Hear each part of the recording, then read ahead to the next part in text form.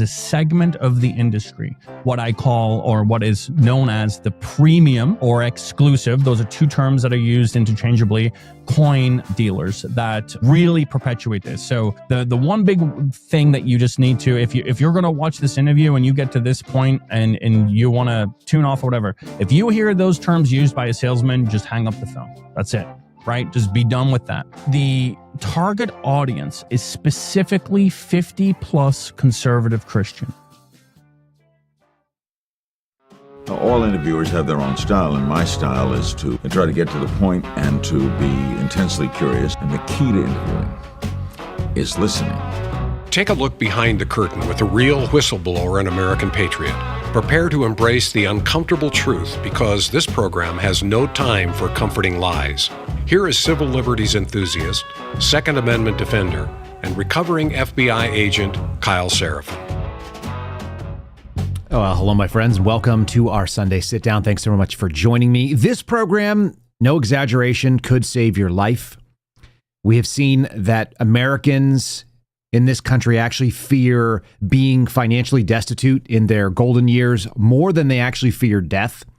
And so this story could actually really impact you or someone you know. There's a lot of shame and a lot of guilt that is associated with fraud and being scammed. And this is a scam that is being perpetrated by a lot of people, some willingly, some knowingly, and some not. We're going to talk about gold. We're going to talk about premium and exclusive coinage.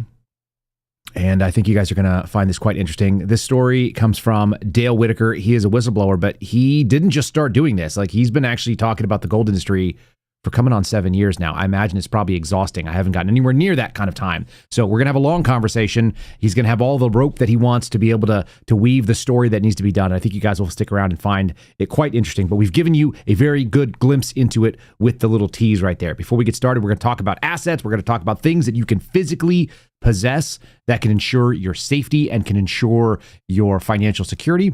Another thing you can do is you can actually have emergency food. And you can go to preparelikekyle.com. We'll just ask you this. If the grocery stores went empty tomorrow, would your family be ready? Would you be prepared? I trust my Patriot Supply with my family's food security. We have two of their 90-day, stacking up, filling an entire closet, their 90-day emergency food supplies. They've helped millions of Americans prepare for the worst. And they have over 75,000 five-star reviews. I personally keep the 3-month emergency food kit. We have two of them. Like I said, one for me, one for my wife. You can get it right now for $200 off. That's a solid discount. I think that's about the price that I bought it at when I did. You guys check it out. They have pound for pound, one of the best options, and they have one of the greatest calories per dollar sort of ratio. My Patriot Supply almost never offers deals like this. The last time I did it was months ago. It might have been almost coming up on a year ago. The food gives you 2,000 calories a day per person for 3 months. Tastes great. Lasts up to 25 years. It ships free. The delivery takes as little as 2 days. They come in there and they unload a huge box full of stuff, and then you guys can take possession of a physical capability. Go to preparelikekyle.com, like you just saw on the screen, preparelikekyle.com. We cannot control what's going on in this world, but we can control how well we're prepared for it. There's a $200 discount right now for that limited time at preparelikekyle.com.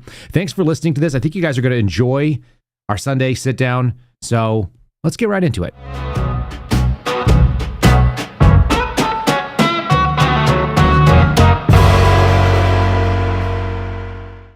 All right, ladies and gentlemen, our guest today is Dale Whittaker. He is hosting the Dale Whittaker Show. He's a tax accountant by day and a whistleblower as well. Thanks for joining me today. I appreciate you taking time, Dale. Yeah, I appreciate you having me. So I got introduced to your involvement in, let's say, the gold business because of our last podcast guest, which is Andy Scheckman. He owns Miles Franklin. They sell a lot of gold. They make a very slim margin on it. That is not the case for everybody. And I know you've got a story to tell. So let's start with who you are, and I got a little trace of an accent in there. You want to kind of tell me where you came from? Yeah, so I'm British. I moved here in 2008, and I became a citizen in 2015. So I'm a proud U.S. citizen. I ran for office last year, Secretary of State here in Washington State. I have a beautiful wife, a couple of stepkids, some dogs, the usual. But I've worked in accounting ever since I came to the United States when I was 18. So I've been in accounting, 16, 17 years now. And that's essentially how I got my start in business. And when I was around 23, I started freelancing on Elance. And that's how I ended up meeting Isaac Nuriani, who is the CEO of the gold company that we're going to chat about today. What was your formal training in either economics or in becoming a tax accountant and all that? So I worked for CPA firms for the first 6 years that I was in accounting. So I was really just data entry starting, throwing transactions into QuickBooks, building financial statements. To be honest, the first like year and a half, I had no idea what I was doing. It was just like, hey, you can type fast, put this in that QuickBooks file, and this is how you're going to do it. So that's really how I got my start. And then just over time, developing skills, asking good questions, good mentors. I had really good mentors who really helped me understand business and understand tax. So that's how I got my start. And then I finally bit the bullet and went and got my degree. The biggest waste of $45,000. By the way, if you're going to be an accountant, don't do it. Just go be an accountant. Just go work for a CPA firm and get some experience and then go do your own thing. Anyway, I digress. So that's how I got my start. I did finally, like I said, I got my degree. I have a BA in accounting and I'm an IRS enrolled agent. Like you said, season just got wrapped up for me. I have a few extensions I got to get done, but that's essentially how I got my start in the accounting world. And you mentioned that you started off doing some freelancing or looked out in there. What does that marketplace look like? How does it even play out? And then how did you get contacted? Well, I kind of got in. I think I got in a little early. So Elance became Upwork. So most people have probably heard of Upwork, which is a little different to Fiverr, but essentially the same thing. So people post jobs, you go on there, and usually it's gig work, right? Hey, I need my last year financial statements doing. Hey, I need this tax return doing, or these last 5 years of tax returns, whatever it may be. So I started there very early and got. So let's backtrack. So I'd worked about 5-6 years in for the CPA firm, doing a lot of bookkeeping. I started doing tax, and then I went into managerial accounting. I did some work as a head bookkeeper for about a year and a half for a company here locally in Spokane, and then I went from that, and I actually ended up having major kidney surgery. I had a birth defect. That's a long story. But during that process is when I signed up for Elance, because I'm at home on bed rest. And I'm like, well, I want to work. I'm bored.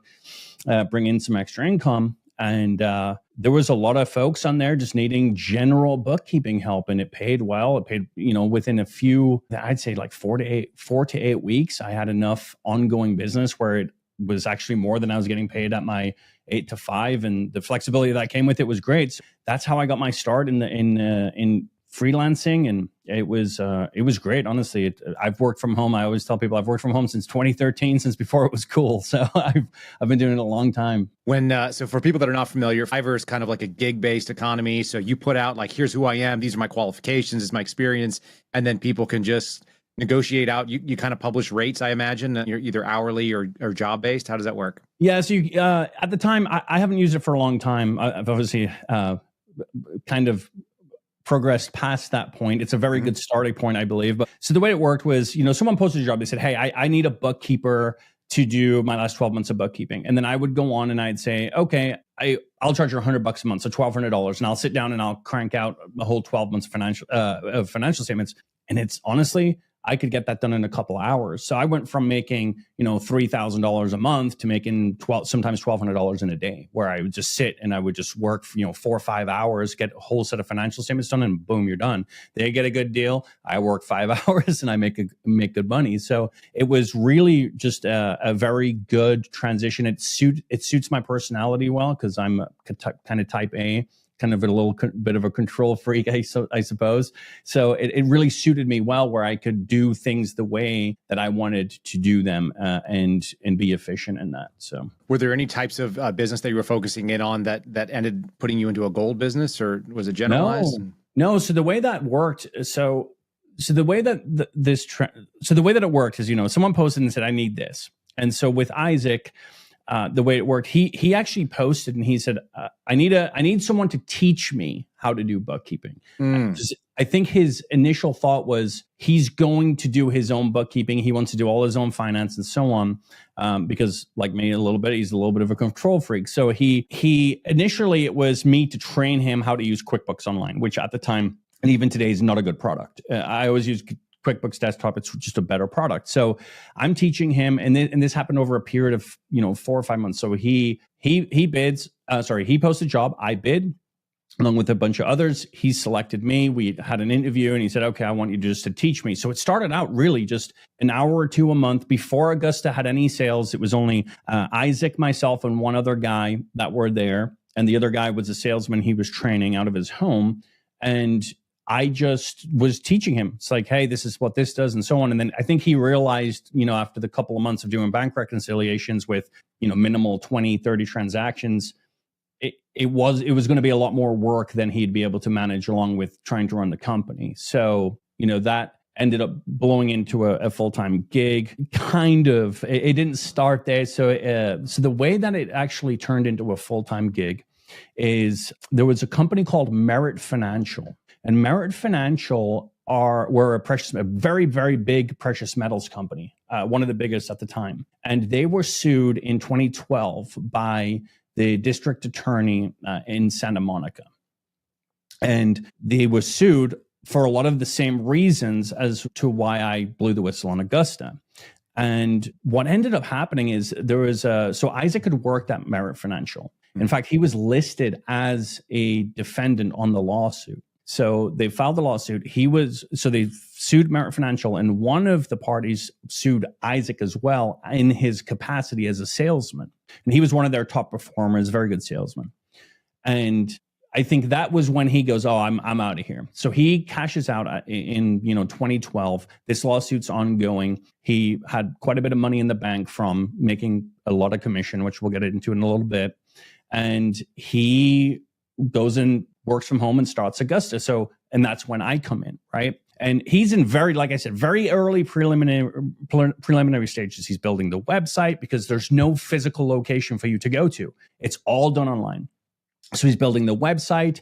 He's determining, small things, just like small things you want to think about. What phone systems are we going to use? What servers are we going to use? That kind of thing. So he's very, very early. So Merit Financial lawsuits progressing. And then in 2014, maybe 2013, what would it have been? It would have been 2014.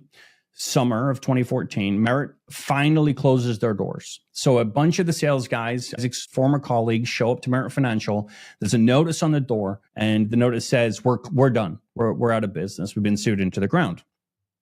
And Isaac lived 10 blocks from the Merit headquarters. So Isaac goes to the Merit headquarters. So the guys go from the Merit headquarters to Isaac's home, because they know one of his best friends, Shay Johnson Kelly, we'll talk about him in a little bit too. He knew that Isaac was starting Augusta. So they show up, like 10 guys show up at Isaac's house and like, hey man, are you ready to sell? We got the list from Merit. One of the guys had stolen the list from Merit, brought it to Augusta, the client list, brought it to Augusta and said, we got the list, we can call. So that was really the catalyst. It went from like slow rolling it and doing this slowly and so on to really going all in. And then that's when I had gotten a call from Isaac to come work for Augusta full time. All right. And Augusta, the full name of the company is? Augusta Precious Metals.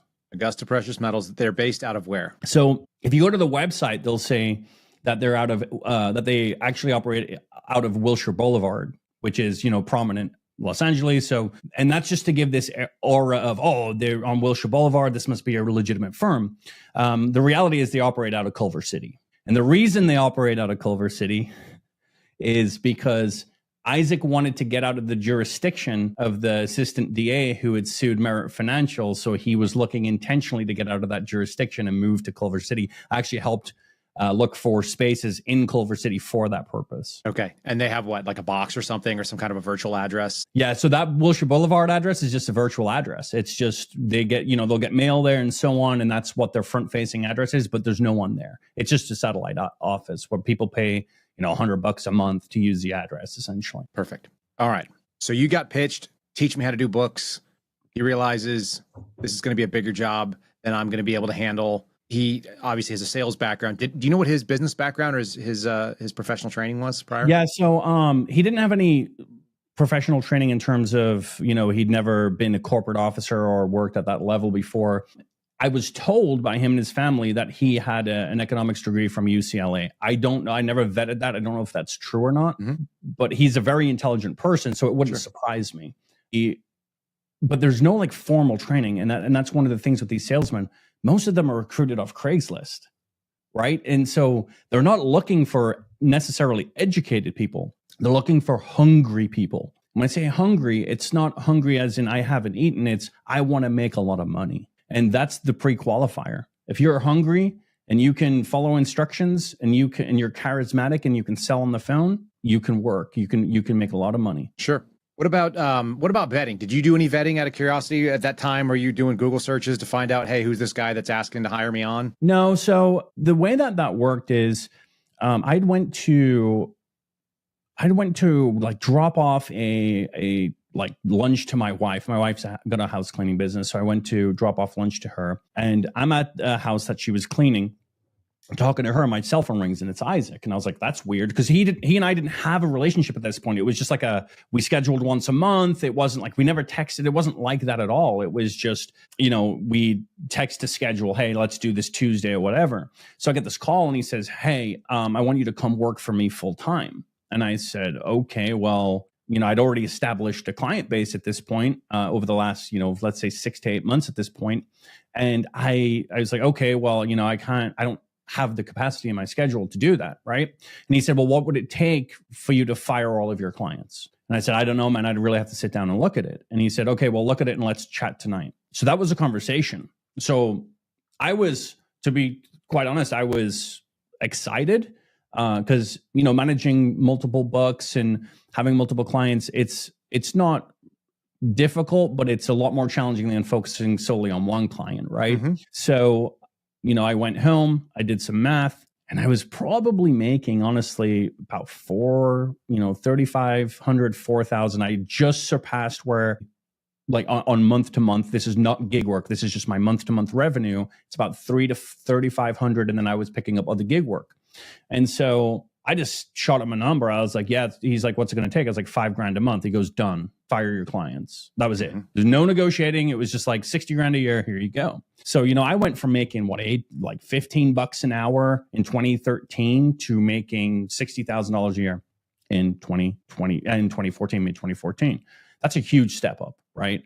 And it was good. It was exciting. It enabled me to do a lot of things. But that wasn't the end of it.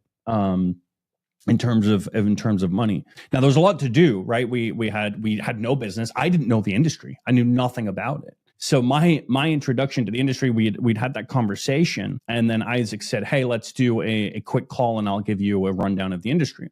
He says, go get a whiteboard from Walmart or something. So I went and got a whiteboard. I hung it on my wall, and he calls me on Skype and he just says, I'm going to talk you right. I said, okay.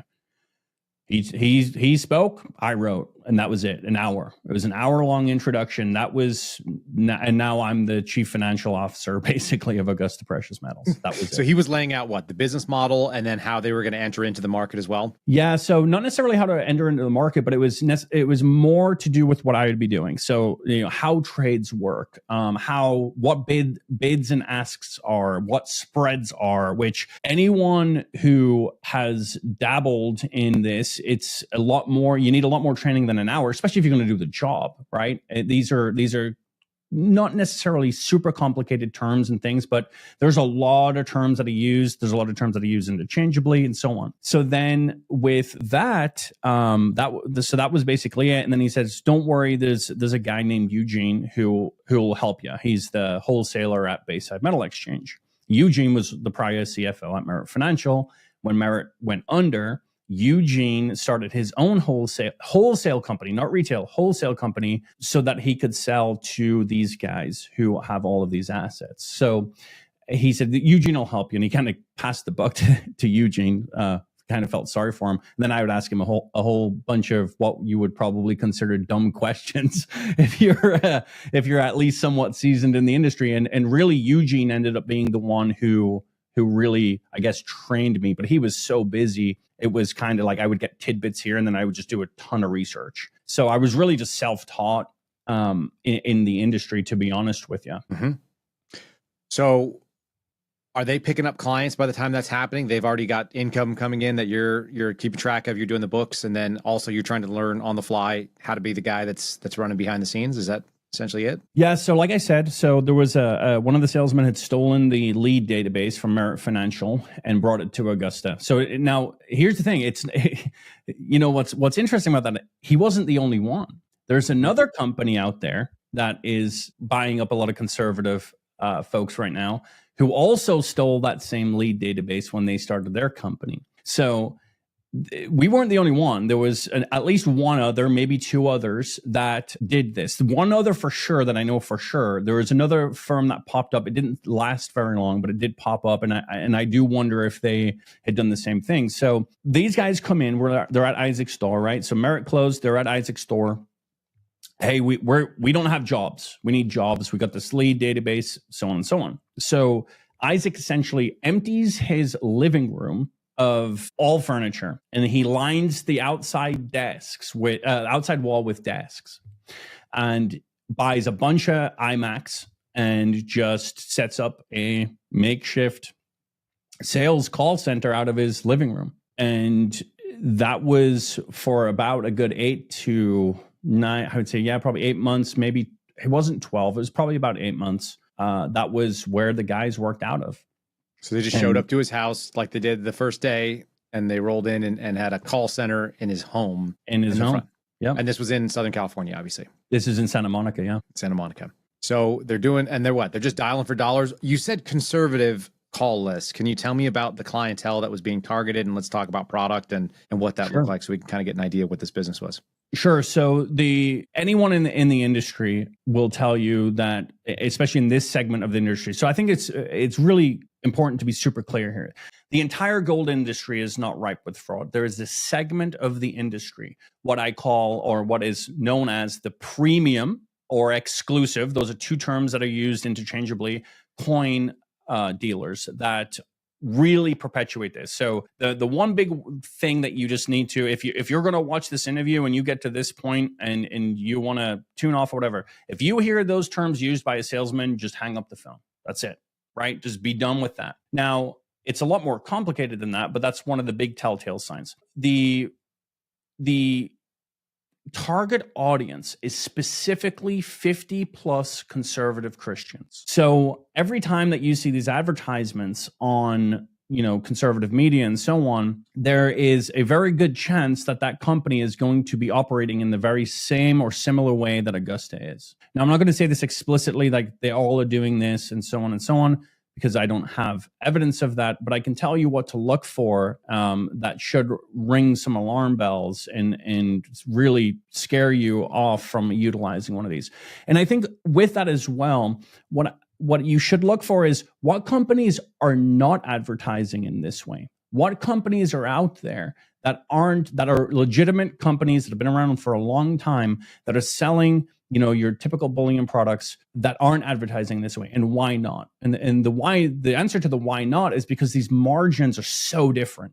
In the traditional bullion model, you have high volume, low margin. You're making like 3 to 5% on, like, let's say it's typical silver American, gold American Eagles. You cannot sustain paying millions of dollars for advertising like we did at Augusta with Fox News, like $1.5 to $2 million a year. That doesn't include what we paid Newsmax. I didn't include at the time. Well, Augusta doesn't have any sponsors. They've stayed out of that from what I've seen. I haven't seen any conservative voices peddling Augusta. They've kind of stayed out of that realm. But we did Newsmax, we did Fox News commercials, we did. Oh man, there's a bunch. There's a bunch that we do. We'd buy lists, not necessarily buy the list, but we'd buy an advertisement on a list, let's say at Newsmax. And then Newsmax would have this list of conservative Christians that they would send blasts to. And we would just say, hey, we'd pay like $5,000, let's say. And they'd send an email to 60,000 people for us with our advertisement. Right. So that was how we actually introduced, once we'd burned through that merit list, that stolen merit list, once we'd burned through that and those leads were basically cold, Isaac started utilizing these buy lists where he'd go buy the lists and, we wouldn't get the information, but we'd send it via, Newsmax or whatever, and then pay for advertising on Fox News.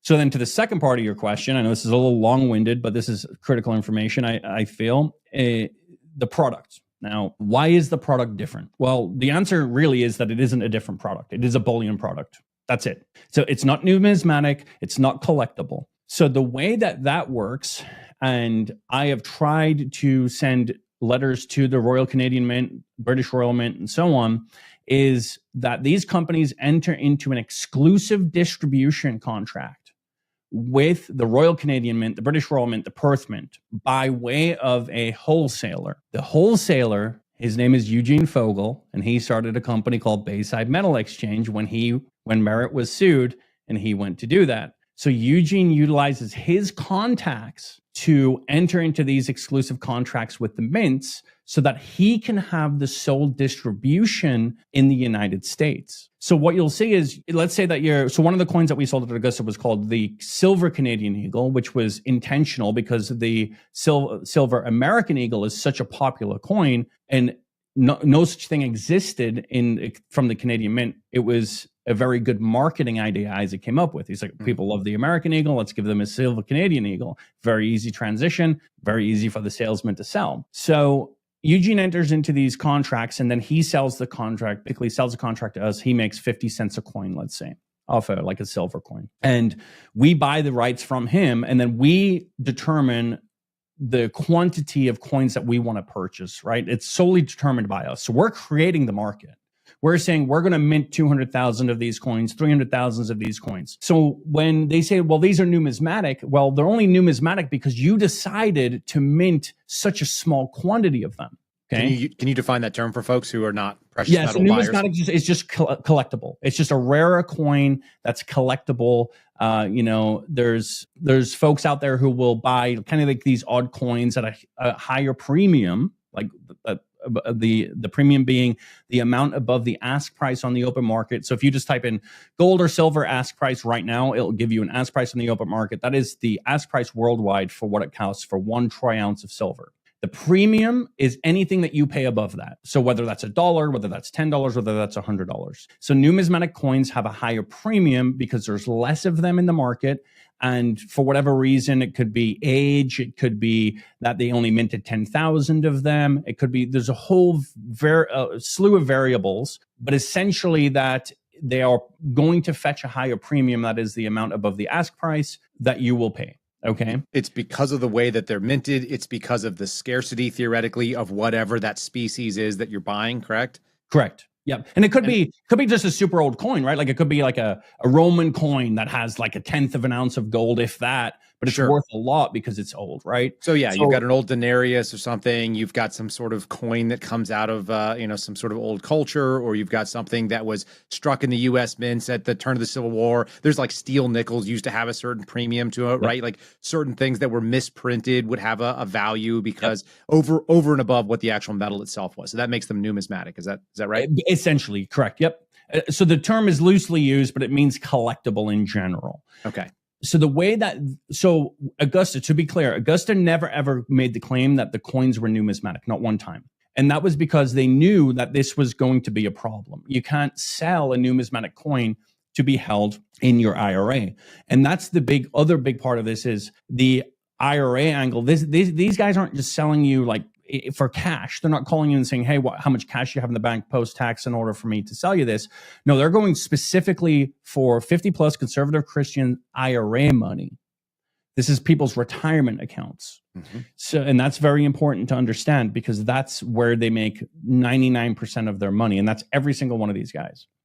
So they enter into these exclusive contracts. They mint a very small amount, 200, 300,000 coins. And then they say, well, this coin is worth more. The premium is more because there's only a limited supply, but they're controlling the supply. So the only reason there's a limited mintage is because they chose to have a limited mintage. So they're using basic economic principles of supply and demand. So they create the supply and then they create fake demand. So you're a customer, you call in, say, oh yeah, we have this brand new coin. We're only minting 200,000 of them. We've already sold 100,000. We only have 200,000 left, whatever. And that's why this coin is worth 2x what your typical Silver American Eagle would be. And that's a very rudimentary way of going about selling the coin, but that's one of the tactics used. But the reality is they're not worth any more than a silver American Eagle. In fact, they're worth less, because if that business goes defunct, like Merit Financial did,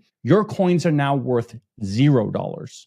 In fact, they're worth less than the ask price because there's no secondary market for your coin. So what I mean by that is, if I buy a silver American Eagle, I can go to any mom and pop shop around here. I can go to any online retailer and I can resell that silver American Eagle very easily. They know what the coin is. They know when and where it was minted. They know how much the value is. They know what the premium's going for, right? So very easy. But if I bring them one of the coins from Augusta or Merit Financial or one of these other companies, these premium and these exclusive coins, because they're exclusive to Augusta, they have the sole ability to distribute in the primary market. So you sell me this coin, I have your coin, and now I go to a mom and pop shop. They're going to go, well, I don't know what this coin is. This isn't worth anything. It's melt value at best, which is that ask, and then maybe some less than that because they're still going to want to make a profit on it when they buy it from you. Correct. So melt value isn't actually asks. Again, this is where it gets confusing because terms are used interchangeably. So melt value is actually typically less than ask, because ask is what the troy ounce is actually worth, but then you're not taking into account what the dealer or, a pawn shop or whatever it is, the cost that they're going to incur to melt that coin. Because what they're going to do is they're going to take all their silver, all their gold that is to them worthless, has no secondary market. They're going to put it in a melting pot and they're going to make bars or coins, or they're going to sell it to someone else so that they can make bars or coins. So really the melt value is less than ask. So you're going to get 2 to 5% less than ask. It's going to go in a melt pot and it's going to go away because there's no secondary market. So if a company goes out of business, like Merit Financial, like Metals.com, like Red Rock Secured, which was a company, I mentioned Shade Johnson Kelly, that was his company. They were sued by the SEC and CFTC for the exact same reason that... Yeah, what were they called again? Red Rock Secured is what they were called. So, and we'll there's a couple other one. I feel like there was one that was called maybe Olympic or Olympian or something to that effect. I mean, there's a number of these. They pop up and they go away. Correct. And so they have this contract. They have the sole use. So they're creating fake supply. They're creating fake demand. And then it's about hard sales. Then it's about, can I sell you that coin, Kyle? When you call in and you tell me, hey, I saw your advertisement on this show and I'm really interested in finding out more. Can I qualify you? Pre-qualification is usually $25,000. They're not going to deal with you unless you have 25 grand or more. You get pre-qualified by a salesman, usually what we call a junior salesman, or they call them green, meaning they've got no experience. Their job is basically to learn from their account executive, the next guy up, and while learning, they pre-qualify. So let's say that you and I are working together. We're a team. I'm your opener. I get a call from Susie. Susie says, I have $30,000. I pre-qualify, I vet, I make sure it's legitimate, and then I pass them off to you. What is that? Just for people, because I think a lot of the folks are going to be interested in what that call looks like. What is the pre-qualify? This is a checklist, obviously, where they're going to try to check it. What are they specifically looking for in order to pre-qualify? Do you have $25,000 or more of liquid cash or assets? You could have other assets. So you could have silver American Eagles or gold American Eagles in your account that we can. So if you have assets in terms of silver or gold American Eagles, can we flip you out, what we call flip you out of those into the premium assets? That is, we are going to buy those from you and then sell you the premium. And then we'll sell them to a wholesaler. And this is specifically retirement account assets. So do you have, let's say you have $100,000 in your IRA right now, or your 401k. That would be good. That'd be enough. Yep. Be plenty. And our goal is to take you out of, you and I are selling, we're going to go scam somebody, because that's what this sounds like to me. And I worked in sales for long enough to understand what a legit sale and what the scam looks like. But my goal with you, you're going to pre-qualify. You're making sure, do you have 100K? Do you have 30K plus or whatever in your individual retirement account, in your 401k, mutual funds, stocks, could be precious metals, doesn't matter. We're going to try to flip you out of them. Is that correct? Correct. Absolutely. Okay. Absolutely. And so usually you're just asking real straight. Usually it's not stocks. Usually it would be just like liquid assets, cash, or other physical assets like silver or gold American Eagles is what we'd look for. Okay. They wouldn't want to see somebody necessarily cash out of a mutual fund and then turn around and reinvest. That person's not. Yeah, they would. So, but they wouldn't. I don't know that we would necessarily encourage that. Well, actually, they would encourage it. But obviously, we wouldn't deal in the stocks. So it would be like, hey, sell those, and then when you have the cash, come back to us, right? Sure. So like I'm using Schwab. I can easily I can hit sell right now, and I can have that liquid in my Schwab account, no problem. Yeah. So in that case, yeah, that would be true. It's just obviously I've never dealt with that because I wouldn't take your stocks and switch them out for assets, right? Sure. For physical assets. So yeah, absolutely. I mean, if you had more than $25,000, they're going to work with you, because you got to remember the salesmen are making anywhere between 7 to 15% commission, maybe 20%. I think at one point we did 20% on as we were getting going, as we were ramping up, in order to entice salesmen from the other companies to quit there and come work for us. So we were like, hey, we'll give you 20% plus a signing bonus of like 10 grand if you come work for us, because the upside of that is our profit margin is like 20% net. That's after spending millions on Fox, that's after Newsmax, that's after paying the commission salespeople, that's after paying the administrators. 20, you're talking 15-20% net profit margin. So we're doing for the company. Of the company. So we're doing $45 million. We're netting like $5 million. So all right. So this is after all payroll. This is all after all expenses, everything. That's what I want to pump the brakes on. So my limited experience in any of these gold companies, and it doesn't matter whether it's an Alpha Gold or a Birch Gold or a Gold Co. or you name it, they all have the same sort of idea. They're all selling these very limited run, exclusive, premium types of coinage, and they're all looking for gold IRAs. And so if you and I are working in the sales team, and you're the junior guy, and you say, okay, do you have a IRA? What's your IRA worth? Oh, it's worth 150,000. It's worth 100,000. That's a real easy number to work with here. So you got 100,000. Okay, what is it in? It's in mutual funds. It's in stocks. It's in Eagles, gold Eagles or silver Eagles or whatever. And we want to liquidate that. As a sales guy who knows how to be unscrupulous, because I know what that looks like. I'm not, but that's how I know what it looks like because I've seen scams. It's like, well, now I need to just put you a little bit of fear into you. The market's really volatile right now. There's trade tariffs coming in. You could see a total drop in your assets. You won't have any value left. If you close it out, put it in something safe, stable, secure, gold, silver. This is the pitch. I've seen the pitch. You have to, right?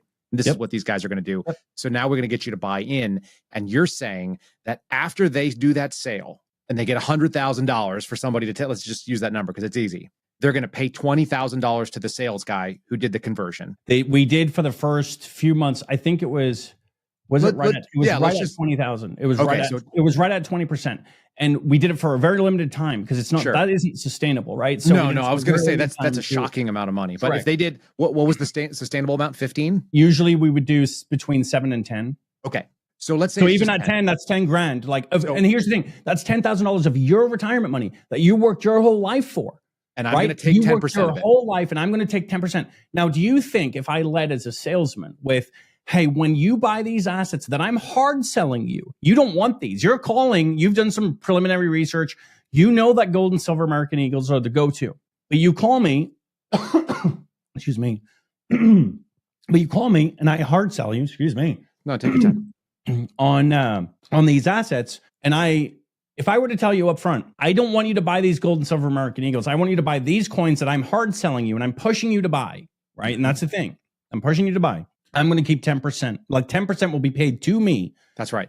John Doe directly. Do you think anyone in their right minds would ever invest in that? Why would I give you 10% of my but let's even zoom further out, because you mentioned not only are they going to pay the sales guy 10%, so he's going to take $10,000 from your 100. They are going to take some of it that's going to offset the advertising. Couple of percentage points there because they got you from Fox. So it costs money to go there. And then you said at the end of the day, the company is still going to harvest 20%, 15 to 20%.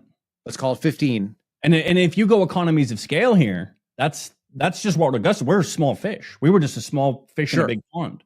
But we're talking about your $100,000 that you've spent your life putting away, that you've put away at $7,000 a year.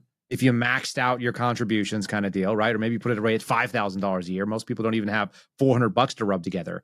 And someone's going to take $25,000 of your 100 grand right off the top before anything happens. Is that correct? Correct. Well, more, because then the rest that goes through to net profit is still retained by the company. Right. So the reality is, the numbers shake out like this. So let's do an actual trade. Let's do an actual trade. Okay. Let's do it. You call in, you want to buy, let's use easy numbers because it's super easy to follow. $100,000. You have $100,000. You call in, you want to buy $100,000 of assets. let's skip the sales process and go straight to the meat of this. Let's say you agree to buy these assets. So we sell you $100,000 of what we call premium gold. Our markup is over 100%. Okay, so it's double what you'd pay for a typical gold American Eagle. Our markup is over 100%, and our spread is 29%. So what that means is, what the spread means is, you call and you buy from me, and you give me $100,000. I give you your assets. Let's say that to the same day you get into a horrible accident or something, and you need that money back. And we say, well, we've already purchased the assets for you, and in order for you to sell them back to us, we're going to only pay you the spread, which is 29%. That means that if you were to buy and sell on the same day, we would only give you $71,000 of your $100,000 back. How many companies do you think disclose their spread? I bet none. There's one instance where there was a company that was sued because of this, and they ended up lowering their spread. They still have the same business model, but they lowered their spread and disclosed it to their clients because they were sued into doing so. And they still exist today. That lawsuit's out there. But this is prevalent. This is every single company. And the thing is, the Shade Johnson Kellys, who was Augusta's VP that started Red Rock Secured, he doesn't care about that, because he can set up a precious metals company, and he can sell those assets at 100% markup. He can take his 20% not profit. He only has to operate for 1 year, and he's a multi-millionaire. Mm-hmm. Multi-millionaire. And he was one of the best salesmen we had at Augusta. So and then he gets shut down, and then you have a group of folks from his company who then start their own company, or maybe two, like with Merit, two groups of people split off and they go start. So now you have, out of the ashes of the Phoenix, two rise. And this is like freaking gremlins, man. Like, you feed them after you kill one, and they multiply, and they just pop up, because everybody sees that there's money to be had, and all you got to do is change the name, hang a new shingle, start a new call center. It requires almost nothing. Your startup is nothing. And they're all stealing from each other. So when Shade left Augusta, he stole Augusta's leads, and he went and started. And I laugh, and it's not funny, but it's just, this is the degeneracy of the industry, right? Yeah. Because the Merit got sued into the ground, and how we started was, we used Merit's stolen lead database that was brought by one of the other guys, right? And then Shade and Isaac get into a dispute about salary. Shade was making like $750,000 plus a year, by the way, working 30 hours a week, right? Mm-hmm. Getting a 1.5% override on all of the sales in the sales floor, because he was the sales floor manager. So that sales floor is pulling in, $1 million. He gets a 1.5 just for showing up. Doesn't have to do any work. And then he gets a cut if a guy cannot hard sell a client. They would do what's called why am I blanking on this? Basically an override, where they would confirm the client. What we would say confirm is, we have agreed to sell you the assets, and then we let them sit for a couple of days, and then Shade calls and says, hey, I was just reviewing your portfolio, and man, I really think you're making a bad decision here, right? So you've had the hard sell. You've had the guy sometimes screaming at you on the phone like you're an idiot. You don't know what you're talking about. I know what I'm talking about. I've done this for 50 years. I've seen that, by the way. You're dumb. I'm not going to sell you these things. I've seen salesmen, just to give you an idea, when a client wouldn't buy the premium assets, send the money back to the client and said, I'm not going to sell you these assets because I don't believe in these assets, and you're an idiot. I've been doing this forever. I'm just going to send you your money back. And he would send the money back, because they don't make commission on bullion. They don't make commission on silver and gold American Eagles. So why would I sell you something if it only benefits the company? If it only benefits the company, the 3 to 5%, I don't get a cut of that.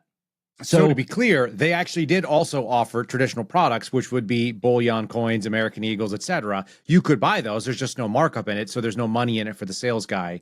So they are hardwired to go after the thing that's actually going to make them money. Correct. Absolutely. The direct incentive is, you sell these premium coins. If you don't sell the premium coins, if you showed up to work and you had a whole week of not selling anything, let's say you didn't sell anything, you get minimum wage.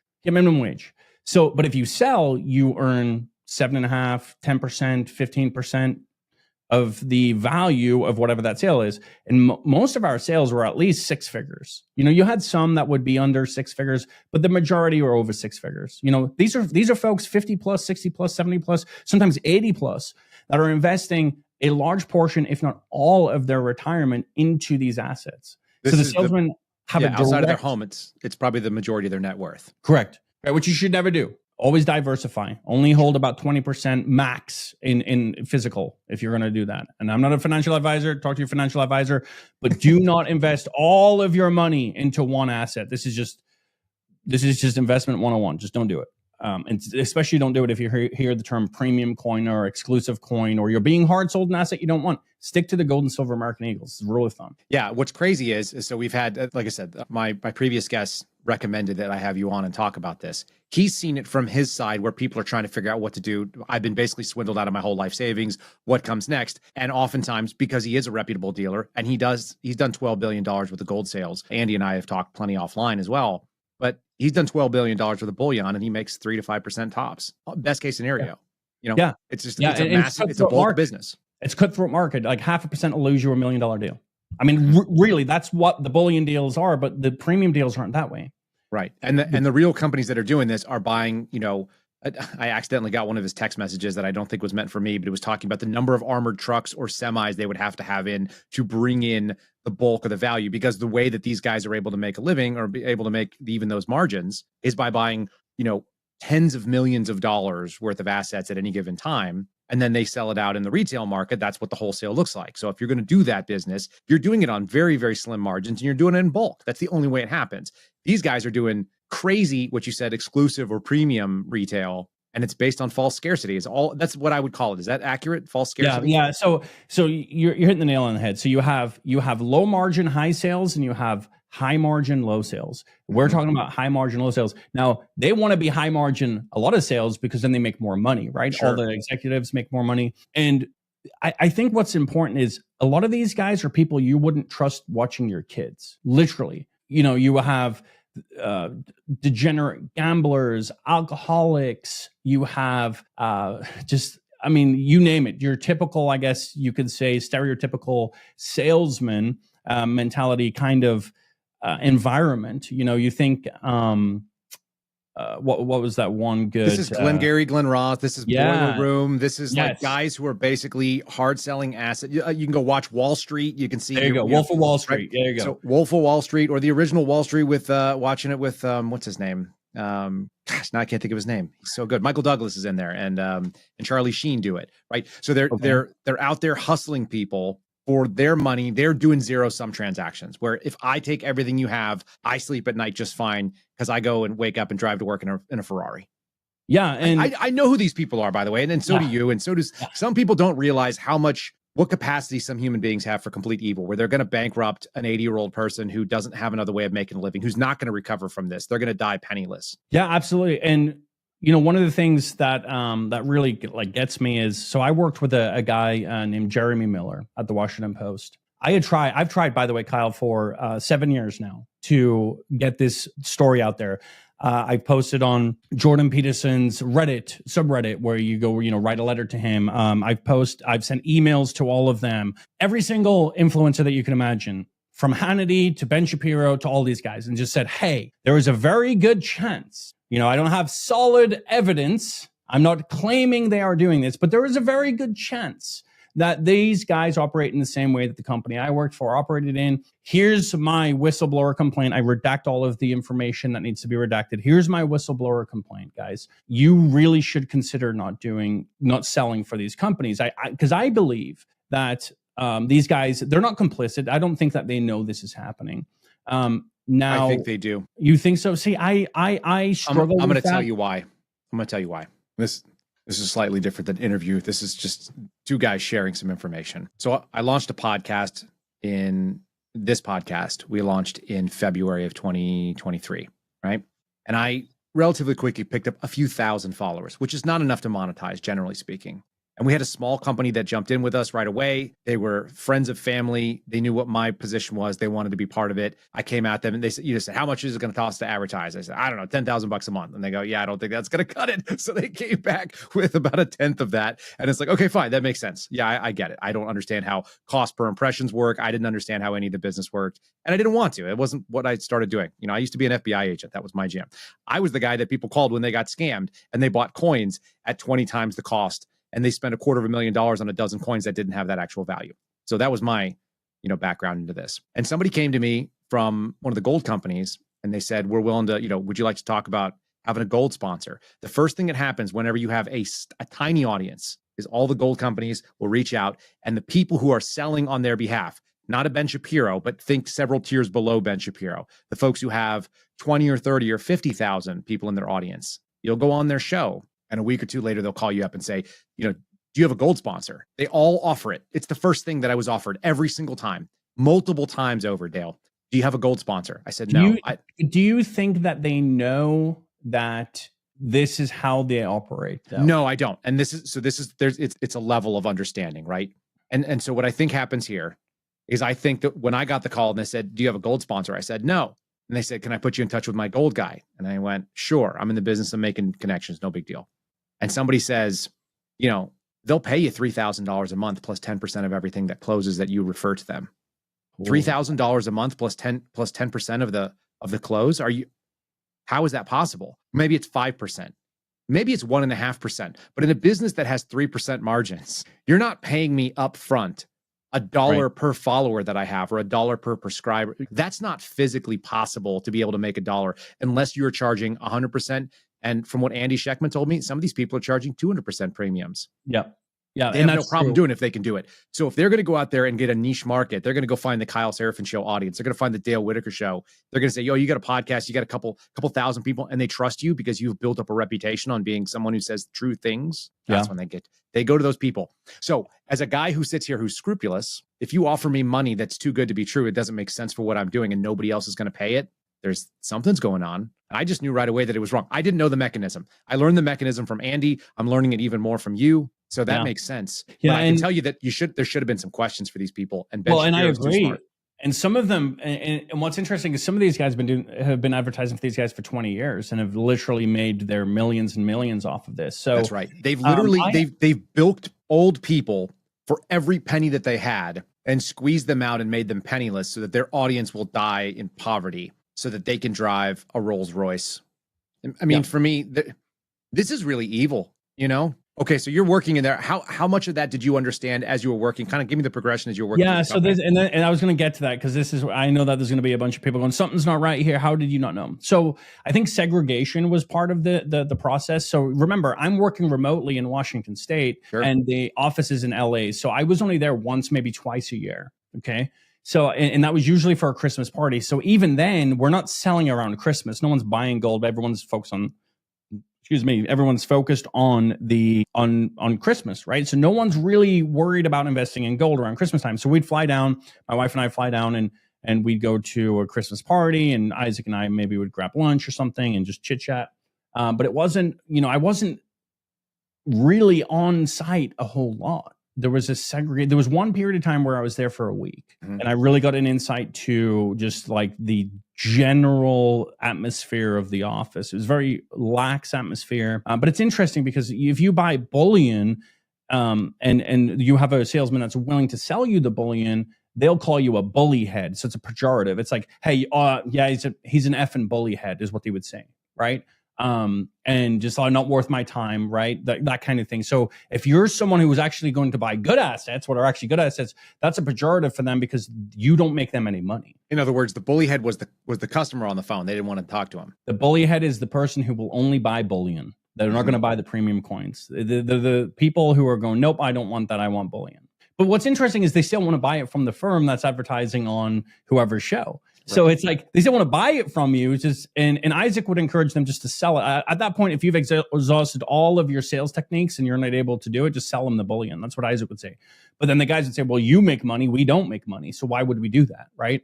So anyway, so a lot of it is segregation. So back to your question, how did I not figure it out? So a lot of it's segregation.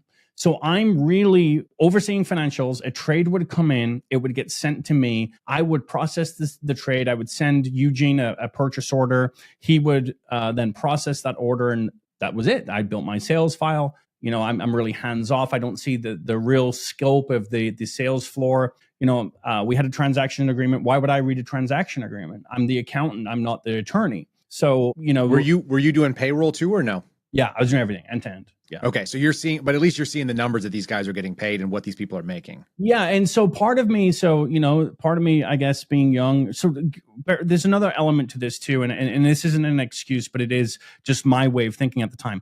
I come from a very poor family in the northeast of the UK. I've never seen $100,000 or I'd never even seen $60,000 in my life. Right. So I go from making, basically a couple of bucks over minimum wage, working as a head bookkeeper at a local company, to making $60,000 in a year. That's life-changing money for me. Sure. Right. That's money I've never seen. I'm now living what we perceive to be the American dream. And then it got better. It got better because at the end of the year, Isaac gave me a $40,000 bonus in my first year. So I didn't just make $40,000 in one sitting, one wire transaction, $40,000. Then the next year, I got bumped to $90,000 base, and I was getting $60,000 bonuses. Yeah. Right. You don't, and I understand that instinct. I mean, look, I worked at before I went into the FBI, I worked at a movie studio.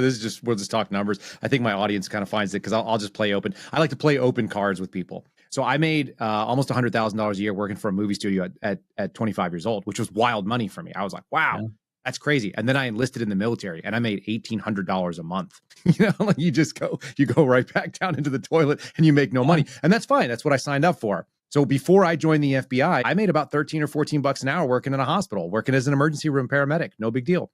And it was fine. I didn't need that much money. And I turned around to the FBI. I made 65 grand a year. And like you, I was like, man, I'm crushing it again. I'm feeling back in the, life's pretty good. I can afford to have a family, which we did. So I get where that comes from, where you're not necessarily looking around going like, how do I shoot this gift horse and put it down? And for me, it was, at the time, so I gave my life to the Lord in 2015. So at the time, prior to that, I wasn't a believer at all. I was more agnostic, but I wasn't a believer at all. I didn't really have, and I found value in money. I did. That was how I perceived the American dream. Like a lot of folks do, is to have money. That was my value was wrapped up in the money. My value was wrapped up in buying a $600 jacket from like Men's Warehouse or whatever, right? It was Joseph A. Banks actually, but I did those things, right? And that was how men keep score. It's how young men keep score for sure. It's like, what are you making? What are you worth? What are you driving? What do you drive? Yeah. I got a Range Rover, right? You're killing it. Yeah. So why? It's going to break down on you, obviously, though. It's going to break down on you everywhere. It was awful. It was a bad car to buy. It was not good. It's a British car, isn't it? Yeah, it is. Yeah. They're awful. Like the UK right now, but let's not talk about that. So I digress. So yes, there was a bit of segregations, keeping me at arm's length, keeping me away from the sales floor.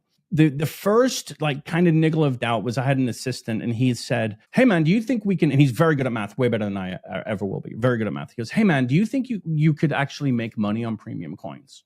And I said, yeah, of course. It's easy. You buy it at $100. We have a 29% spread. You just wait till the market moves, 45%. Boom, you made money, right? He goes, yeah, man, I don't think so.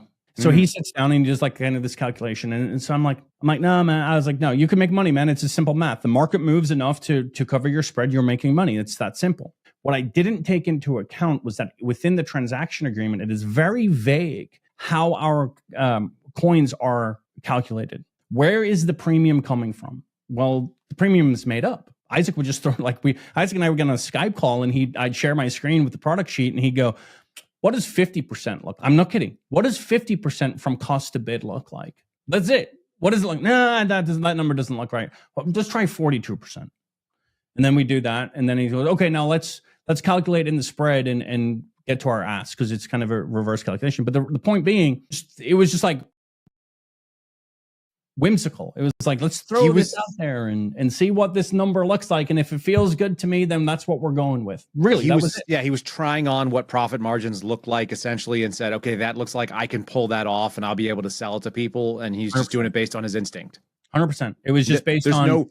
There's no evaluation of what gold is going to do. There's no, complex calculation of how gold has worked historically. And it's like, nope, it's just like, I need to make this much money. How much do I think I could scam out of people? And that's how I'm going to do it. Yep. It was, and you'd think, okay, well, Dale, that's kind of odd. Well, it's not when you own the product, right? You set your own margins. You have no middlemen, so you don't have to worry about paying a distributor and the distributor having a hold on the market, whatever. So it's just worth direct to consumer. And part of this, so I talked to NPR, okay? So, and what they said was, so I give them a bunch of evidence. They said, this issue is too complicated for our average viewer. And not only that, this is an element of willing buyer, willing seller. And that just pissed me off. I mean, it really did. And it's just like, I have more faith in listeners that even if they don't fully understand what we're talking about, the people that really want to know, they're going to go do extra research, right? They're going to go and look up what the melt value is, what the bid and the ask is, right? They're going to look into this. And I just think we don't give people enough credit. So that really hit me the wrong way. And it felt like a real major blow because this was back in 2019. This is very early on of me getting going and after I found my whistleblower complaint. But what really... Who did you file with, by the way? So initially with the CFTC. Okay. So let's come back to that. Let me just wrap this up so that the viewers understand how I found out. So there was that kind of niggle from my assistant, and then I never really thought much of it. I mean, we were really busy, so there wasn't really time to think about it. So then fast forward a few months, and Isaac called me.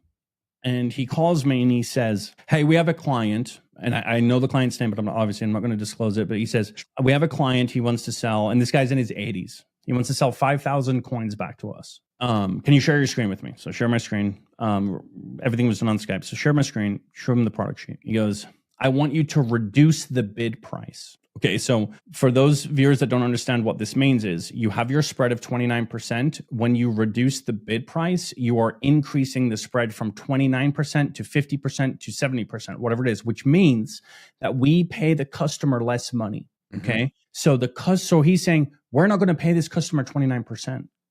We're going to pay them, we're not going to give this customer a 29% spread. We're going to give them a 50% spread and give them less money. It was only 5,000 coins. It wasn't a lot of coins. And so I just went I just instantly knew something was wrong. I'm just like, oh, why? And he goes, because I don't want to pay that much. And I'm like, yeah, but we have an agreement with our clients that our spread is 29%. He says, no, and this is how I found out about the transaction agreement. He says, well, our transaction agreement says that we have control of the coin. So I'm like, yeah, man, but that might be true, but we told them 29%, the market moves, whatever. When you say that we have control of the coin, in other words, we control what we say the value of the coin is? Absolutely. If you read the transaction agreement, it's vague. It's so vague. Okay, so let's really parse that out lest people miss it. And again, I agree with you. I think NPR doesn't give people enough credit, but also it's just a matter of explaining things. They are artificially saying this coin, it was worth $1 when we sold it to you, and you agreed it was worth $1, and I agreed it was worth $1, and you paid $1 for it. And I'm going to turn around and say, actually, since I own all the coins and I can adjust the price, I am the sole arbiter of the price of this coin. I'm going to manually take it down to 50 cents. Yep, 100%. And if you read the transaction agreement, it says, or I say it's worth more, and so I'm going to pay you I can say less. If I'm going to buy them back from you, I can say it's worth more if I'm going to sell it to you. That's it. And this is where the true nature of the scam. So there's all these setups, right? Like there's the exclusivity, there's the hard sell and so on. But this is where the scam truly unfolds because you think that you have this portfolio that's worth $100,000. And you understand, maybe you do understand that maybe your guy did tell you that you have a 29% spread. Let's say that that's true. And I have someone, by the way, right now I just received. So I've been helping people for the past couple of years get their money back behind the scenes. And I just had someone reach out to me and I just did a huge analysis. It took me about 4 hours yesterday. They have a pretty complicated portfolio. And I just did a huge analysis. Gold has tripled. Silver has more than doubled since they purchased, and they're still going. And their spot to spot difference is only $100,000. If they had purchased silver and gold American Eagles at the same time they had purchased premium, they would have gained over $350,000. But because of the nature of the premium coins, when they go to sell these coins back to this company, there I told them you're lucky if you're going to net 100,000. Lucky if you're going to net 100,000 because they're going to do everything they can to not pay you your spread, everything they can. So, and in the transaction agreement, it's right there. It says vague things like the coin is not necessarily tied to spot in the open market. The coin is there are variable market conditions. Well, what does that mean? What does that mean, right? What do variable market conditions mean? Supply, demand, and so on and so on. So so vague that, and basically what that does is it gives them the freedom to just say, we can do whatever the heck we want, and you have no legal standing. Let's do another analogy, because I'm all about giving people things they can grab onto. And you tell me if this fits. You walk into a casino and you have your money. You got $10,000 and you buy $10,000 worth of chips. So you get chips, they have numbers on them, and they are 1-to-1 tied to the $10,000 you put in. You sit down at the table, you play. Let's say you're up. Let's say you come back with 15,000, and they say, well, those chips aren't worth the dollar amounts that they say because the value has changed because we control the chips. We're only going to give you back $8,000. Yeah. It's the same damn game. And if you would never go to a casino like that ever. And you would never, like, they'd be out of business immediately. They'd be shut down by every gaming convention. Yeah, 100%. But the thing is, these aren't regulated commodities. These are physical assets. And that's where Andy said it's so crazy, because there is zero federal regulation of this Zero regulation. And what's really, so how I found out, so he calls me, he asked me to manipulate the spread. He says, within the transaction agreement, you do not have, we can do this, essentially. And I just went, hey man, you do what you want, but keep me out of it. I was like flushed red with adrenaline. I'm like, I knew instantly something wasn't right. And I'm like, hey man, you do what you want, but like, keep me out of it. And he laughed. I'll never forget. He literally laughed. He laughed. And then he tilts his head and he goes, wait, you're serious? And I'm like, yeah, man. Like, dude, you do whatever you want, but like, leave me out of it. Right. Like, I'm not going to do this. And then we hung up and I ran upstairs. My wife was had gotten into a bad car accident. She was at home for a couple of years. And I came upstairs and I went to my wife and I just went, something is seriously wrong. Seriously wrong. That's when I knew. Yeah. What did that feel like? Dude, I was so flushed with adrenaline and just like, kind of like you're kind of like dizzy. Like you like, what do I do? Like, what do I do? I don't know what to do. Right. Like you're confused. It's almost like, okay, I know this thing happened. I know what now I understand what's happening, but what do I do? Right. And so I didn't know what to do. Have you ever been scammed out of anything before? Sold something? No, I've never had that kind of money. I mean, there was not even big money, but have you ever bought something and then just been like, oh my God, what did I just do? Like, how did I just hold the trigger? I've bought bad products for sure. Yeah. I mean, I bought bad products. But nothing that would lose your life savings, right? I mean, sure. I'm trying to, I've been in that scenario. Let's say you were like at a car dealership or something and you walked off and you really like, like a lemon deal, or maybe you're buying something, you I bought RVs and things like that. And you have that moment of panic where you're like, oh, what if I just threw $10,000 into the toilet because this thing is not worth it? Is it actually worth the thing I did? I mean, you're actually basically looking at your livelihood, what supports you and your wife, and you're going like, what if we're just taking everybody's stuff? But also at the same time, like, you can't keep doing that. Yeah. So I came to this realization. Then I started actually. So when Isaac had told me what happened at Merit, I just kind of took his word for it. I mean, I didn't know anything about the market. I'm wet behind the ears. I know nothing. Right. So he's telling me what happened at Merit. Oh, they were doing things that weren't right and blah, blah, blah, blah, blah. And he said, that's why because he left before Merit went under. He left and started Augusta just kind of willy-nilly and was just doing things, right? He wasn't at Merit for like 2 years before they went out of business. So he's like, yeah, that's kind of why I left. So I'm like, oh, this is stand-up guy, right? So but the reality is he was doing the exact same thing. He was just concealing it better. Sure. And so part of that was playing on my ignorance. And part of that was playing on the fact that he could see I was hungry, just like everyone else. Like I wanted that, I wanted to chase the dollar. I wanted to be successful. I wanted the money. So when it came to that realization, I mean, I guess my heart sunk and you know what, credit to my wife. I mean, she's an amazing woman, but credit to my wife, I struggled for a few weeks, started doing a bunch of research, and I had just become a believer about two and a half years before. So I'm still kind of new to my faith, but I was trying to walk by my faith, and the Lord just wouldn't let me sleep. He just it was just every night, man, I was sleeping an hour or 2 hours a night. And then I'd go sit at my desk to work and an order would come in and it would take everything, dude, to not call that person, be like, call and cancel your order, call and cancel your order. But at this point I had engaged with my attorney and we were gathering all the evidence. I needed more time.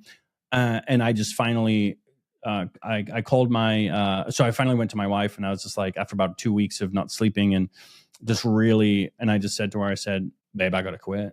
I can't. I mean, it was destroying my soul. Like I just, every single time someone's order came through, that's someone's grandma, that's someone's mom, That's their life savings. And my wife, dude, credit to her. She hadn't, like I said, she has a house cleaning business. She hadn't worked for 2.5 years. She had a really bad car accident. Someone hit her head on. She'd cracked a couple of vertebrae in her lowest spine. And she had gotten better. She'd been doing physical therapy and stuff. And she said, okay. And she just started calling her old clients. Like that day, dude, no hesitation. No, what are we going to do? It was just, we're going to fix this. And, if that's what you need to do and the Lord's telling you to do it, you're going to do it. You're going to be obedient. And so, credit to my wife. And then I called my attorney and they want me to stay because it would have been more valuable probably for me to be there while we're filing the complaint. And I just said, guys, I can't do it. I just can't. It's soul crushing every time an order comes in. I just cannot do it. And, talk about the lack of sleep. Why do you think that? What was going on? What was the calculus that you were having? I mean, so what I really think it was is the Lord humbling me. Because I had chased money for so long, and money was, you cannot serve money in the Lord, right? So I think what was really happening was God was turning out evil out of me. To be honest, it was like casting out, I guess, some form of demon of greed, where I chased money. Money was my vice, and the Lord is saying, "Nope, I'm taking that from you. You don't get to have that. And that money, you don't get to have that. You're going to be obedient to me." He was really testing me. Yeah, it just gave you anxiety instead of peace. It or wasn't. Comfort or Yeah, something. it was. Anxiety is such a loose term that's thrown around these days, but yeah, I guess a little anxiety, nervousness. Yeah, man. I mean, it's really hard to describe when you wake up in the middle of the night and you feel like you have the Lord screaming at you. You got to quit. Like, I'm going to take. Did you also have doubt that maybe you had gotten something wrong, that you were not understanding what was happening? Oh no, never had doubt. I was, as soon as that phone call ended, I knew something was wrong. The minute he told you to change the spread. Never doubt. Yeah, I don't know if he ever did. I don't know. I don't think he did. I think, and this was obviously this was a catalyst, obviously, for Isaac and my relationship to deteriorate, because I didn't want to, like, when he'd call, I didn't want to answer, but I had to because I'm technically on the clock, and so it kind of deteriorated over time, and then I had an out. So this is what happened. So the attorney calls. So I call my attorneys and I say, hey, I can't do it, guys. Like, I cannot do it. I can't keep doing this. I'm not sleeping. It's just I've gotten as much documentation as I can possibly get for the lawsuit, for the complaint, and it's just going to have to be enough. It's just going to have to be, and I have a little regrets about that, because I think if I'd have been a little bit stronger willed, but at the time, I felt the Lord was telling me to do it. It was an obedience thing. It wasn't, everything's going to work out in the end. We know this, and but it was hard because I was really young in my faith, and being obedient was difficult. Sometimes it still is, as you probably are aware. Sometimes it's hard to know when to submit. And anyway, so I called them and they said, yeah, we understand. That's absolutely fine. So then, but then what happened is Trump got elected. Okay, this is 2016. This is 2016. Going into 17. Uh-huh. Into 17. So Trump had been elected. So he'd been in office for about 2 years. Sales had continued to decline, because what happens is, Democrats get elected, conservative Christians get concerned about the economic market, they flee to gold. This happens all the time. Mm-hmm. And then a Republican gets elected, and then they liquidate gold to go to stocks, right? So it's just like this revolving door, or they go into other assets, or maybe they go into, maybe they start businesses, whatever they do. But they flee from gold when Republicans are in, because they feel safe in the market, and then they go to gold when Democrats are in. So our sales, so Trump's elected in 2016, we're now mid-2017, so about a year and a half when I find out. When I realized, and our sales have been declining. So Isaac had called me and said, hey, I'm cutting everyone's base pay back. And I was on 90,000 base pay. Usually he'd bonus me 50, 60, 70,000. I think 60 might have been the biggest bonus that I'd gotten at the end of the year. So he wanted everyone on low base pay, and then he would bonus at the end of the year. Mm-hmm. Dude, $90,000. I live in Spokane, Washington, man. My mortgage is $1,400. Like, we have no other debt. Like, that's a very comfortable living. And so he had called me and he said, hey, I want to cut everyone back, and I want to cut you from your 90 to your 60. And I'm like, this is my out. This is how I get out. I say, no, I'm not going to do the same job for more money, because I didn't want him to know what I was doing. I didn't want him to know that I'm collecting all this evidence, that obviously filing a whistleblower complaint and all that stuff. Well, I said, no, I'm not going to do the same job for more money. Sorry, dude. For less money. Sorry, dude. I'm good. You can find someone else. So in that he did, and he knew, like, he had an idea that it was because of other reasons. I'm sure he had to have known. I was very cold toward him, wasn't really talking to him. would try and do everything I could not to sign him, not to talk to him. Sure. So then I end up obviously leaving. We filed the whistleblower complaint. So then we filed the whistleblower complaint with the CFTC in December 2018. And my guys go, hey, these things take like 3 to 5 years. So just buckle up and get ready to do nothing. And to me, I'm like, well, that's not good enough. I'm not gonna sit here while people are being defrauded every single day and do nothing. But then within 4 business days, we get a call from the CFTC. We want to talk to them. And my attorney's like, holy cow, dude, we've never had a turnaround this fast. So we talked to the CFTC and they're asking a bunch of questions and not a word. And then in later 2019, I get an email from my attorney. Hey man, the CFTC reached out to us and said they're going to close your complaint. They don't have jurisdiction. And I'm like, well then, I mean, you guys did all this work. I mean, they didn't just take my case on my word. These guys did 2 months of research with their team to determine whether or not I was full of crap. So, my attorneys had done all this research. I've obviously got all the documentation. And now the CFTC is saying you don't have jurisdiction. And it's like, but hold on, you guys are the attorneys. You believe that this is their jurisdiction. So what's the deal? He goes, and he's just like, well, there's nothing we can do. We can't force them to do something. So then you fast forward. So then I reached out to the California Attorney General's office and I sent him my whistleblower complaint along with a bunch of documentation. They actually were responsive. So I'm talking to people and so on. And then COVID hits. Everything shuts down. No one couldn't get in contact with anyone at the California Attorney General's office. Nothing. I couldn't get in contact with anyone. And so that was just died. I mean, the communication just ceased. So, and I couldn't get it. I mean, I sent them like 15 gigs of data. It was a huge amount of data that I sent them just with evidence, trades, and so on and so on. And then I started to write my book that I'm hoping to finish this summer. But I started writing my book because I'm like, how do I get these people don't respond to me? Like the influencers don't respond to me. They won't even. So either I'm being gate kept or they're just being willfully ignorant. And then I'm like, how do I do this? So I'm just going to write a book. Like, I don't know what else to do. Right. Who had you reached out to at that time? I'd reached out to, so Sean Hannity, Bill, what's his name?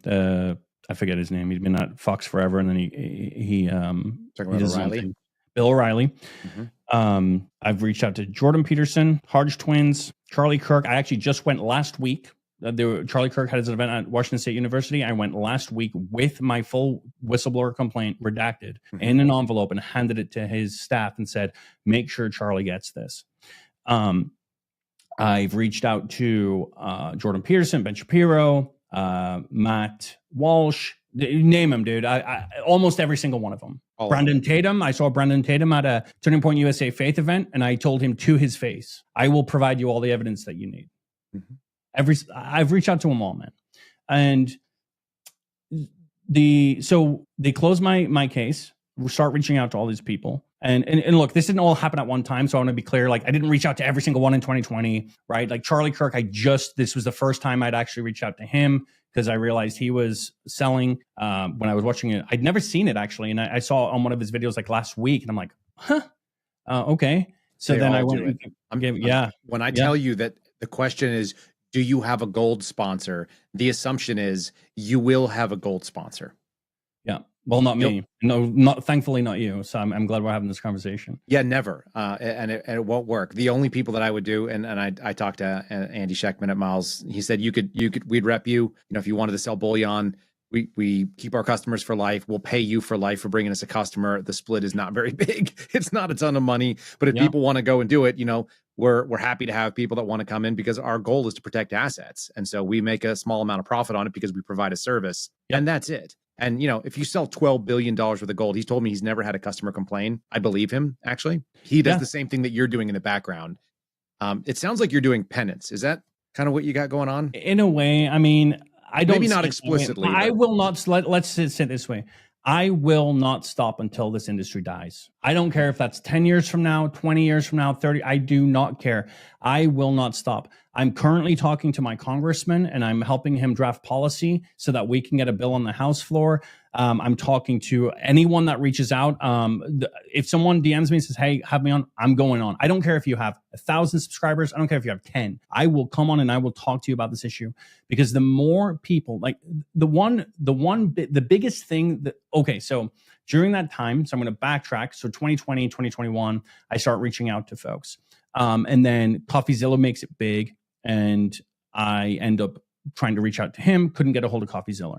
But in doing that, someone messages me and they say, hey, you should talk to this guy, Scott Schaefer. He'll talk about this. Coffee's just wrapped up in crypto. He ain't going to deal with this. Talk to Scott Schaefer. So then I send Scott Schaefer an email, never heard of him before, see that he has a decent following on YouTube. So I'm like, I send him an email.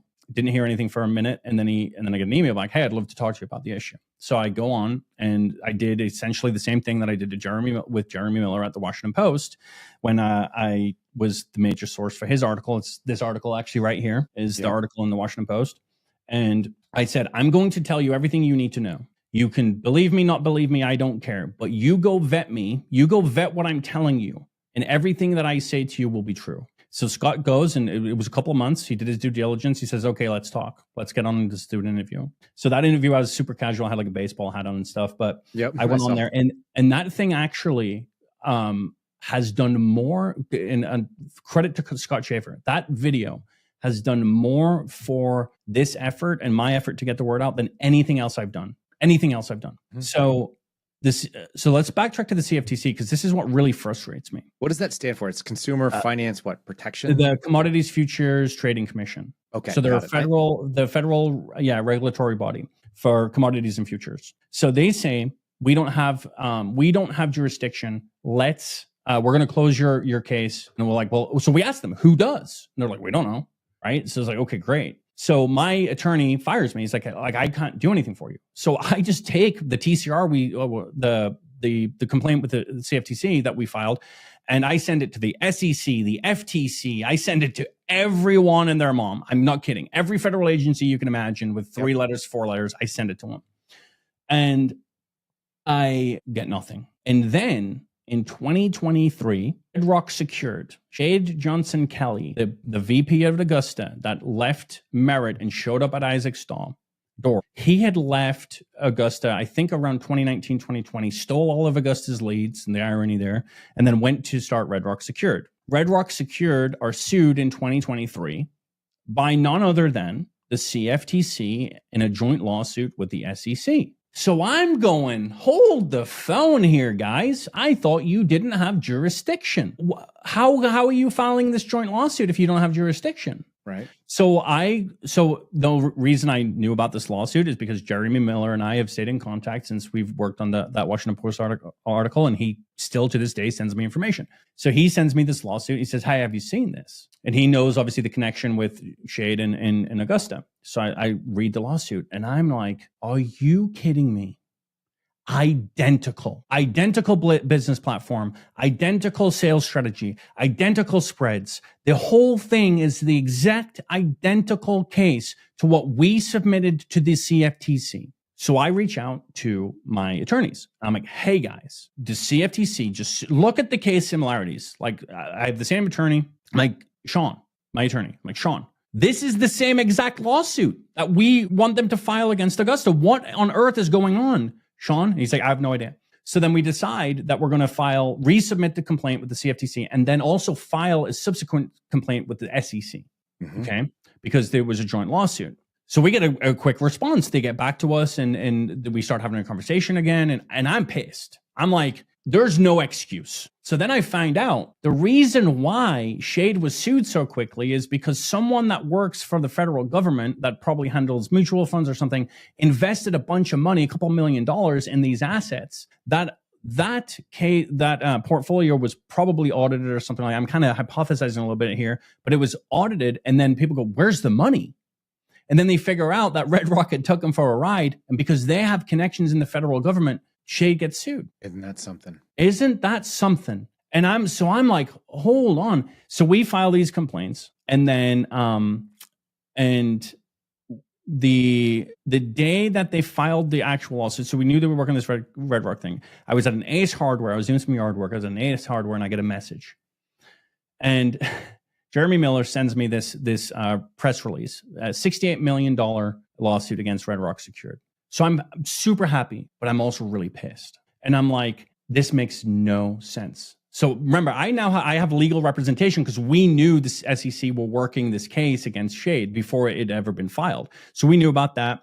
And I basically, I'm in the Ace Hardware and I'm fuming. I'm happy and fuming at the same time. So I send the SEC and the CFTC an email. And I say, guys, super happy you guys indicted Shade. I could tell you everything about him. He was at my wedding. I'm telling you right now, the same exact thing that Shade is doing, Isaac is also doing. So I want you guys to tell me, how is it that you have had my complaint since 2018, since before Shade even started his business, and Augusta is still operating? Please explain this to me. Thank you. And then I got a call from my attorney and he's pissed off. You can't contact them. You're under legal representation. And I said, I don't give a shit.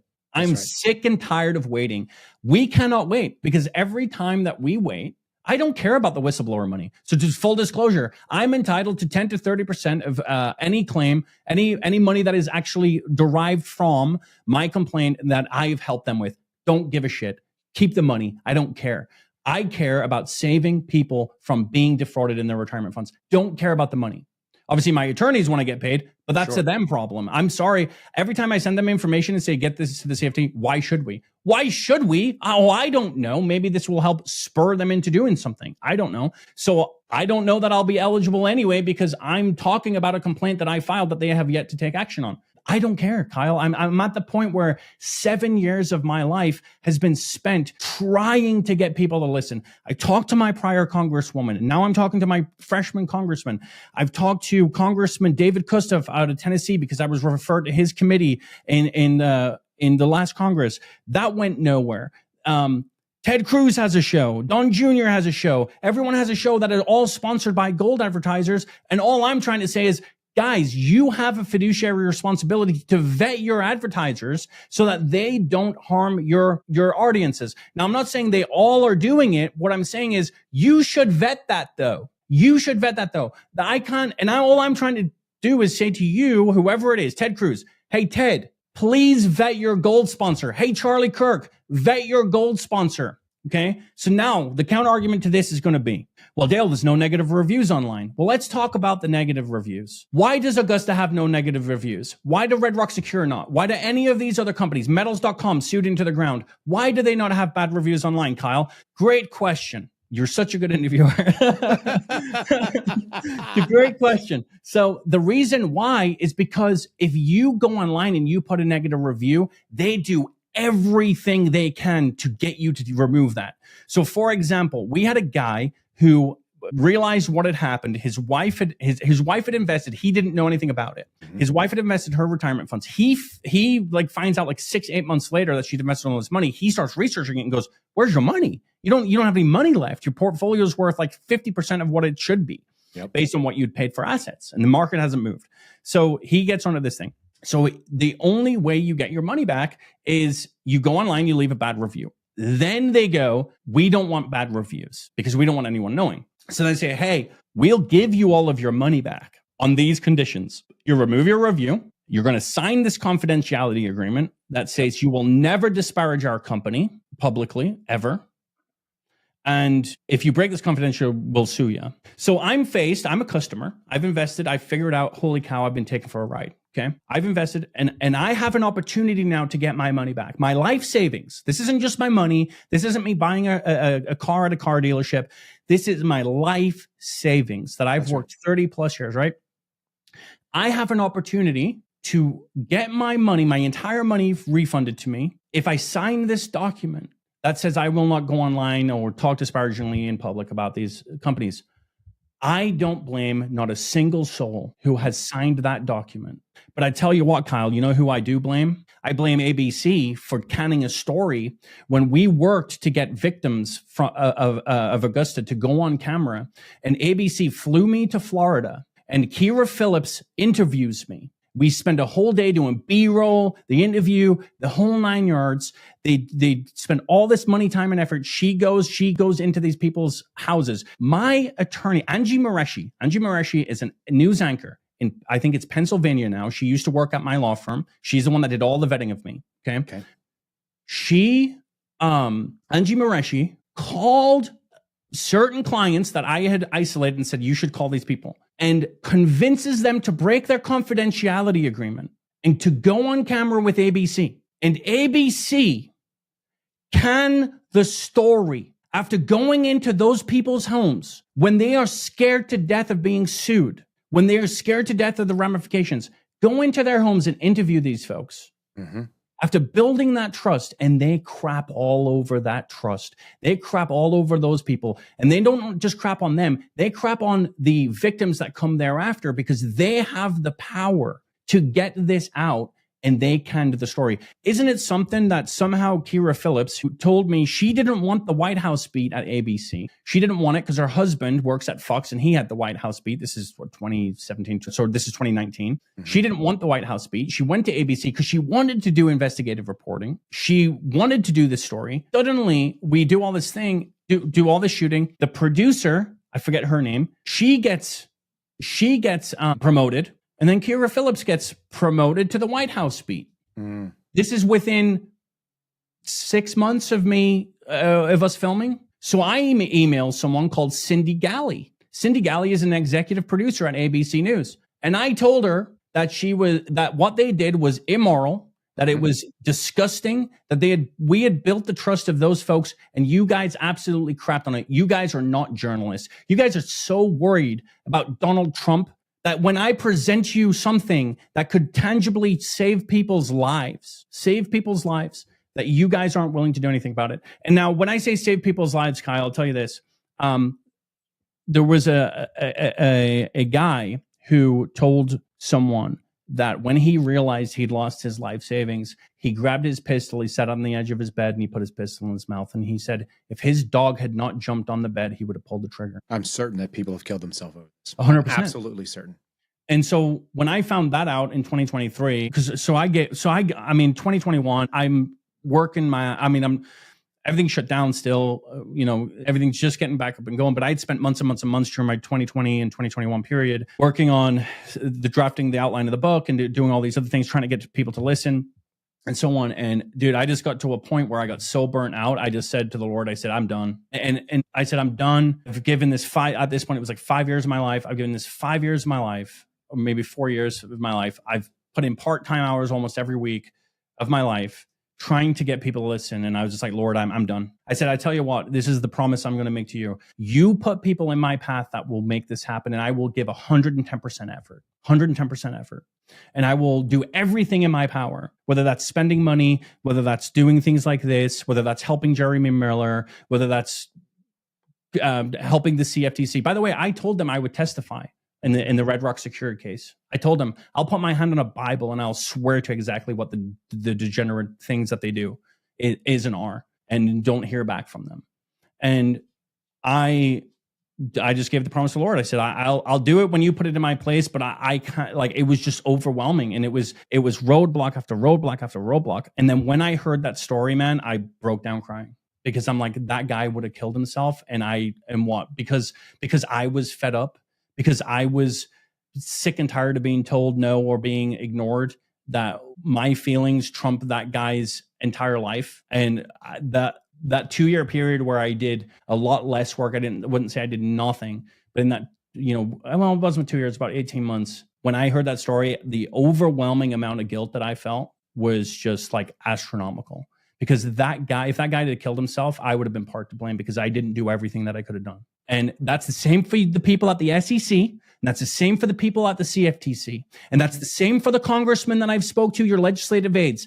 Every single day that you don't do something, blood is on your hands. Because there are absolutely people like that gentleman who did sit on the bed and who did blow their brains out because you guys wouldn't act. There's no question in my mind. There's zero question in my mind, because being financially devastated, people can't afford to live on. They don't know what they're going to do.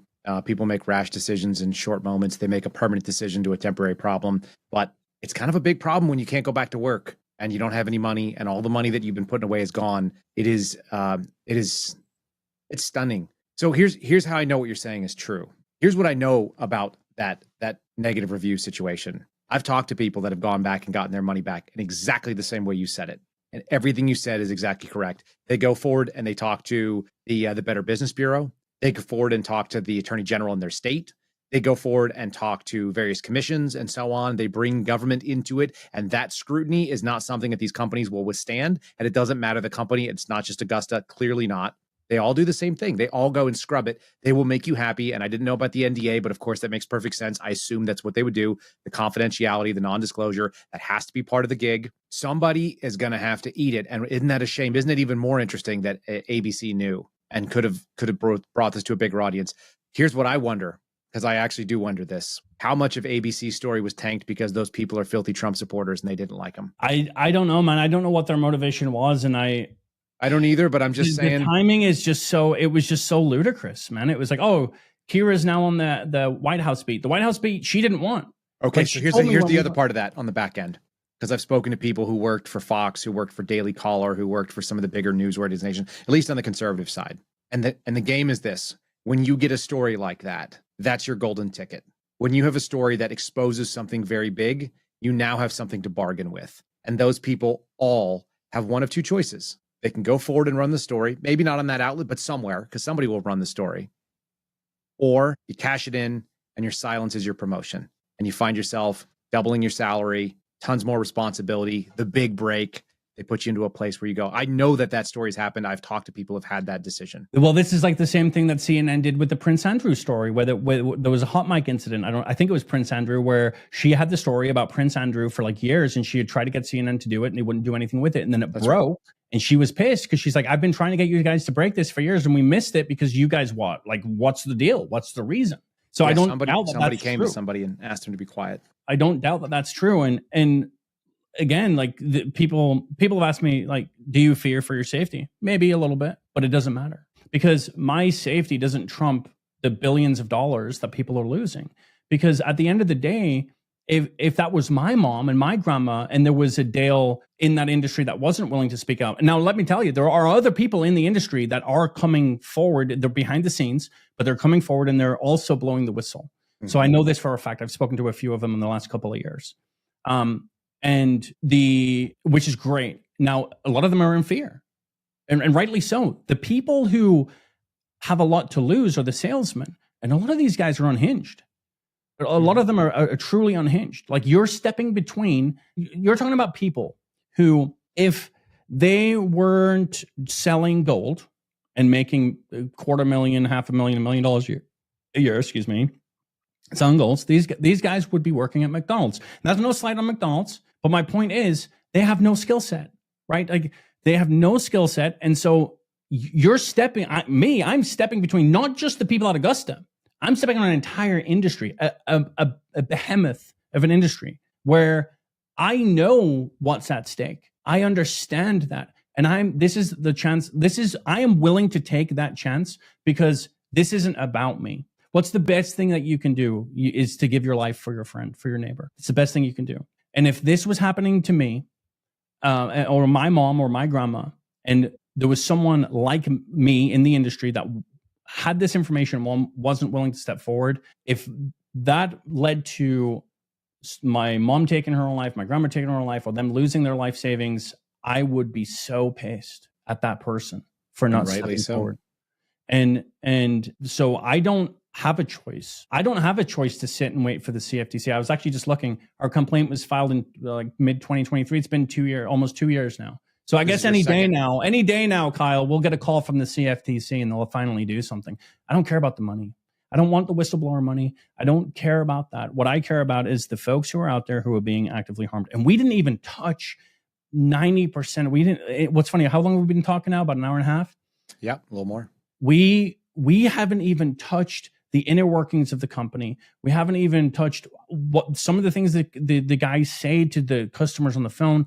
We haven't touched on the true exclusivity. The fact that I reach out to the mints are still selling the coins. There's several ways that we can do this. So I think the big thing is for the solution lies in my opinion, and I'm still vetting this out. I'm not an attorney, so it's kind of difficult for me. But the true solution, in my opinion, lies in the IRC. We got to fix the standard of which people can invest in and the types of coins that they can invest in their IRA. And that's just I think that's the only way you end the industry. You have to do it in one fell swoop, because it's like a Medusa. You cut one head off, two grow back. And this happens every single time one of these companies goes out of business, as we've discussed. And so that the solution lies in Congress. It lies in the legislature. And so I want to know which congressmen are out there, and I'm hoping that Michael Baumgartner, my congressman, I'm in contact right now with his office, trying to help them draft policy on this issue. I want to know what other congressmen are out there that are going to be willing to step forward and co-sponsor a bill and to get a bill on the House floor to stop this from happening. And if not, why not? Because these are your constituents that they're targeting. If you're a Republican and you're claimed to be a conservative, they're targeting conservative Christians. These are your constituents. This is your underlying base. This is the base of the Republican Party. These are the blue collar workers of the Republican Party that are being harmed day in and day out. So I want to know where the Republican folks are at, where the Republican legislators are at, that can help fix this problem. My phone number is very easy to find. If someone wants to find my phone number, very easy to find. You can contact me on my website. There's so many ways you can get in contact with me. I'm an open book. I have nothing to hide. Yeah. And just while you're plugging it too, DaleWhitaker.com will get people there. They can find all your socials. They can find all your connections there. So We'll say that, and I'll put it in the link. Yeah. So for me, it's just a case of how do we end it? Because we know the harm that's being done, and hopefully, I know this is going to be helpful, and people that haven't heard about this are going to be happening. I get emails consistently. I get emails, like I said, I had a few last year that I helped and the Scott Schaefer video somehow is making its rounds again. So I'm getting more emails now. When was that taped? I think we did it in 2013. It was, so the way that came about was Jeremy Miller. Not 2013. No, 2023, sorry. Okay. Jeremy Miller reached out to me. How much time do we have? I know you usually cut these off. I don't, actually. We'll just go as long as you feel like talking. In fact, if you want to take a quick break and fill your cup up, we could do that. We can keep going. Thanks for sticking with us. We're taking a quick break to say thanks to our folks over at My Patriot Supply. They are one of our marquee sponsors. PrepareLikeKyle.com is the website. Again, it's PrepareLikeKyle.com. It's going to take you to a landing page, and the first option you see is the 3-month emergency food kit. Over 2,000 calories a day at a price that is discounted by $200 right now. This is the same exact kit that we have. We have 2 of them. Having one for every adult in your household is probably a great option. If you have it and you hold it, no one can take it from you. It's a thing that can ensure your safety and your stability in a moment of time zone unrest. Just a little peace of mind. It's a personal insurance policy against food shortages. No matter what happens, you always want to buy it when you can afford it. You want to buy it when you are not under the gun, because I can assure you this, in a time of emergency, in a time of crisis, those prices go crazy. You guys know what it looks like. We all got to live through COVID and see what this looks like. If you've never been in a local disaster, it's about the same, except it happens just around you, and everything is sold out, and everything gets really crazy. So check out PrepareLikeKyle.com. Make sure you guys are preparing for your futures, whatever that looks like. Again, that's the first option, but there are many options. You can start as low as $25, getting yourself started with some emergency food, and the big pack is on sale right now. We're going to get right back into the conversation, so let's do it. All right, thanks for sticking with us, folks. We're going to continue on with Dale Whittaker. We're going to continue talking about this industry, which has probably an infinite depth of evil doings and so on. Where do you want to go next? I'm gonna leave it up to you. Where do you want to go? Yeah, so I had talked a little bit about how I had given to the Lord, and I just basically said, like, hey, you put people in my path and I'll make it happen. So this was about an 18-month period where I really, like I said, I didn't do a whole lot. I had gotten the outline for my book, I'd worked on it on and off and not really committed.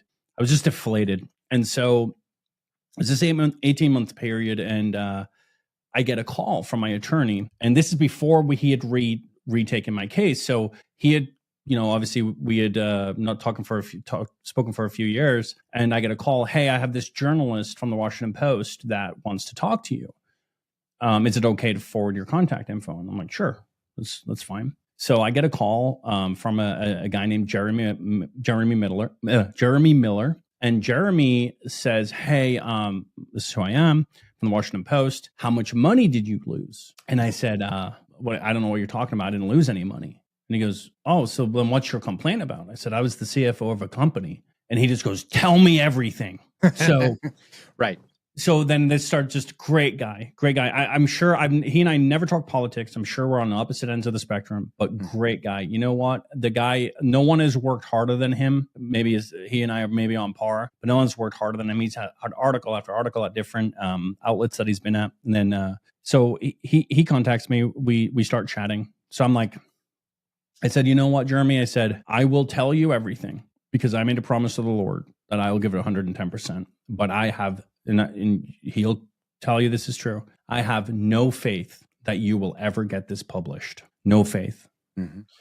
And in fact, I just messaged him a couple of weeks ago and I was just thinking about it. And I messaged him and I said, hey man, I want to tell you, there's a lot of people out there that don't know how much you've done. And I'm thankful for everything you've done. Because I really didn't have any faith, Kyle. I mean, I had worked so hard. But I had made a promise to the Lord. So I told him, I will help you. I'll give you anything that you need. So he and I spent this, it was a couple of months journey and it went on. It felt like forever for me because I have no faith. I don't have faith that he's going to get this published. So this is going on and on and on. And we're talking and going through every angle. So he had actually quite a lot of the stuff, like a lot of folks do. A lot of this information is out there, but the inner workings is what is the big piece of the puzzle that's missing. How do they crank up the price of the coin? Like, how does that happen? If it's a bullion coin, how do they have these premiums? Well, that's because they control the supply and the demand. So they create an artificial market, right? So these are the things that we're missing. The exclusivity, those kinds of things, because you see they sell the coin, but you don't know that it's exclusive to them, right? Like, and you don't understand that the mints have entered into an exclusivity agreement. And so Jeremy calls me and we have this conversation, and then like I said, we still keep in contact. And really that was the catalyst that once he had published that article, that was my catalyst for like, okay, now we're getting somewhere, right? Because part of it is credibility, right? No one listens to you. You have to build that credibility. And so now I have this article in the Washington Post that was actually in their print paper. It wasn't just online, it was in their print paper that I can point to and say, hey, we had a front page column in the Washington Post that pointed to a spread in the middle. Here's the article. I was a large source in this party. I'm actually my pictures in it, that kind of thing. So that helped build credibility. And then that's when I reached out to CoffeeZilla. Then I reached out to Scott Schaefer. And having that article, shout out to Jeremy Miller, man. I really believe that having that article and being able to build that credibility off of that article helped a lot in my ability to get in front of people like Scott Schaefer and you and whoever else. I've never actually spoken to the gentleman that you referenced. Well, yeah, and I just wanted to touch on it just very briefly. Andy is one of the names in the gold industry, the credible gold industry. I mean, like I said, he told me the other day, $12 billion in total sales. They've been open since 1989. They've been doing it a long time. He's a real serious guy. He's a really lovely person. He's just like a loving and articulate and giving human being. My cousin is a money guy, lives in California, and when I said I had Andy on, he was like, that's one of the guys. Like, that's one of the gets. And he sent me your Scott Schaefer. Is that what it is? Scott Schaefer? Yeah, Scott Schaefer, yeah. He sent me that and he said, you have to see this. That was this week. That just happened. So that interview is 2 years old at this point, or a year and a half old, right? Yeah, about 18 months. Yeah, I'd say. So it's making a run through people at CEO, president, founder level of serious gold companies. Andy is friends with all the big gold people, as far as I can tell. I don't want to name them actually, but people, if you buy gold, if you read about gold, if you've heard about people that are involved in gold as a business, that go give speeches, that are part of these big conventions when it comes to talking about precious metals and commodities, that's making its rounds. I guarantee all these guys have back, they share things, articles. This is interesting. White paper, whistleblower complaint. And so you're going to get another run at this. I know this right now that you're going to get another run at this with other venues, because the people that move in that industry have looked around and said, that's a fringe part of the industry. I think gold IRAs in general is a fringe part of it, and this exclusive premium nonsense. It's not the vast majority of people but it is a very subset of retail clients who are getting fleeced. They have the least ability to cry out about it. They have the least, size platform. They're probably the least sophisticated at social media. So when these people get screwed, they're far more likely to sit down on the edge of the bed with a pistol in their hand than they are to reach out and figure out, hey, I'm going to go stand in front of my congressman's door, because they may not even be able to afford to do that anymore. Well, right. And that's it. So what I do know. So here's what I do know. Like I said, I have a few people throughout this segment of the industry that are consistently in communication with me. And I know that when that video first went out, within the first few months, I get a source that reached out to me and said, I won't name the firm, but one of the bigger firms had circulated it within their staff and within their upper management at the executive level, and had their legal department look into it to make sure that they were airtight. So they're a little trepid. What I guess my message for them is, like, I'm not going to stop. I'm not going to stop. Oh, you might as well pack it in, because whether again, 5 years, 10 years, doesn't matter. I'm going to keep knocking on that door. I'm going to keep pressuring my congressman. I'm going to keep doing things like this, and I'm going to do whatever I can. When my book drops, it's completely self-funded. Well, I have an investor in a company with me who believes in this as well, and he's going to pay basically the marketing dollars, because we're not wealthy people. So he's going to put some marketing dollars behind it for me, but it's going to be completely self-published. And it just outlines this whole issue. And one of the things in that is, I don't want people to have to buy a book to understand this issue, because it's not about money. So there's going to be one chapter in my book that will be free for every single person, that if they just want to get to the meat of it, if they just want to get to the problem and understand the problem, that will be free, completely free. The other side of the book is going to go into more details about how the inner workings work, the atmosphere, that kind of thing. And so again, like if you have an Amazon Kindle, how they give you the free chapter. The free chapter is going to be the meat and bones. It's going to be, if you read a chapter, this is the chapter you read. And because again, it's not about money. I don't care about the whistleblower complaint. It's not about that. It's about saving other people's money. It's about saving them from the heartache of losing their retirement and so on. And it's funny. So interestingly, it's Strachan. Is that his name? I apologize. Sheckman. Sheckman. So I got an email a few days ago. He went on someone else's podcast, and they had talked about this issue. And then I think they must have referenced, I haven't looked at the video myself, I guess they must have referenced the Scott Schaefer video. So I got an email from someone saying, I listened to this podcast with Sheckman and a lady, I don't remember her name. And they said, and through that, they had found the Schaefer video. So they must have referenced it or something. And I'm now in the midst of trying to help her. And I guess she had told me actually that he had done an analysis as well, and said, yeah. And he does that on the background for people. He doesn't advertise it, but he quietly does the same thing. If people come to them and say, hey, I've been screwed out of my life savings, he helps people. Good. He's told me a lot of them, and he shared with me some of the portfolios of people he's worked with. So I'm glad for people like him, because it's really going to take an overhaul of the industry. I really hope that the big guys, the big wholesalers, the AppMexes of the world, will help lobby at some point in Congress and put an end to it. Because here's the thing, this is the way I look at it, because I'm a businessman, right? So here's the way I look at it is, so we have this segment of this industry, you have this at-large industry, and you have a segment of this industry, and the segment of the industry has gone rogue. They're doing this thing. And really, actually, what's happening is they are hurting people like Sekman and like AppMex, because those are lost sales that these guys could have had if these customers over here weren't being fleeced by these other companies. So really what's happening is it's diluting the share of at-large dollars, even though you're only making 3 to 5% and you're being legitimate. It's actually diluting your market, because those are dollars now that you will never see come through your door.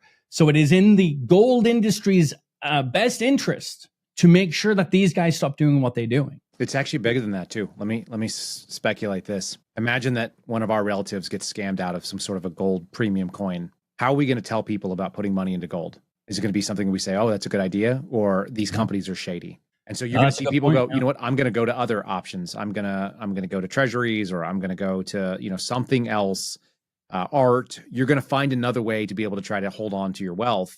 You're going to buy other assets because you're going to think that gold companies are shady, and you may just only have anecdotal experience of it. I guarantee you it's bigger than just the number of people they've scammed. It's more than just that 3 to 5% of people, or the 3 to 5% that they lost in the sale of that one person who got fleeced. It's worse. Yeah, that's true, because your sphere of influence will be now impacted by the same story. That's right. And most people are not going to sit at, just like the NPR person accurately told you, most people don't have the attention span to find out what the problem was. They'll just know gold, problem, bad investment, people got scammed. They're not going to look any deeper into that. Is gold a great way to, and that's the funny thing. I always see people that you own gold, you're not buying it because you want to, increase something.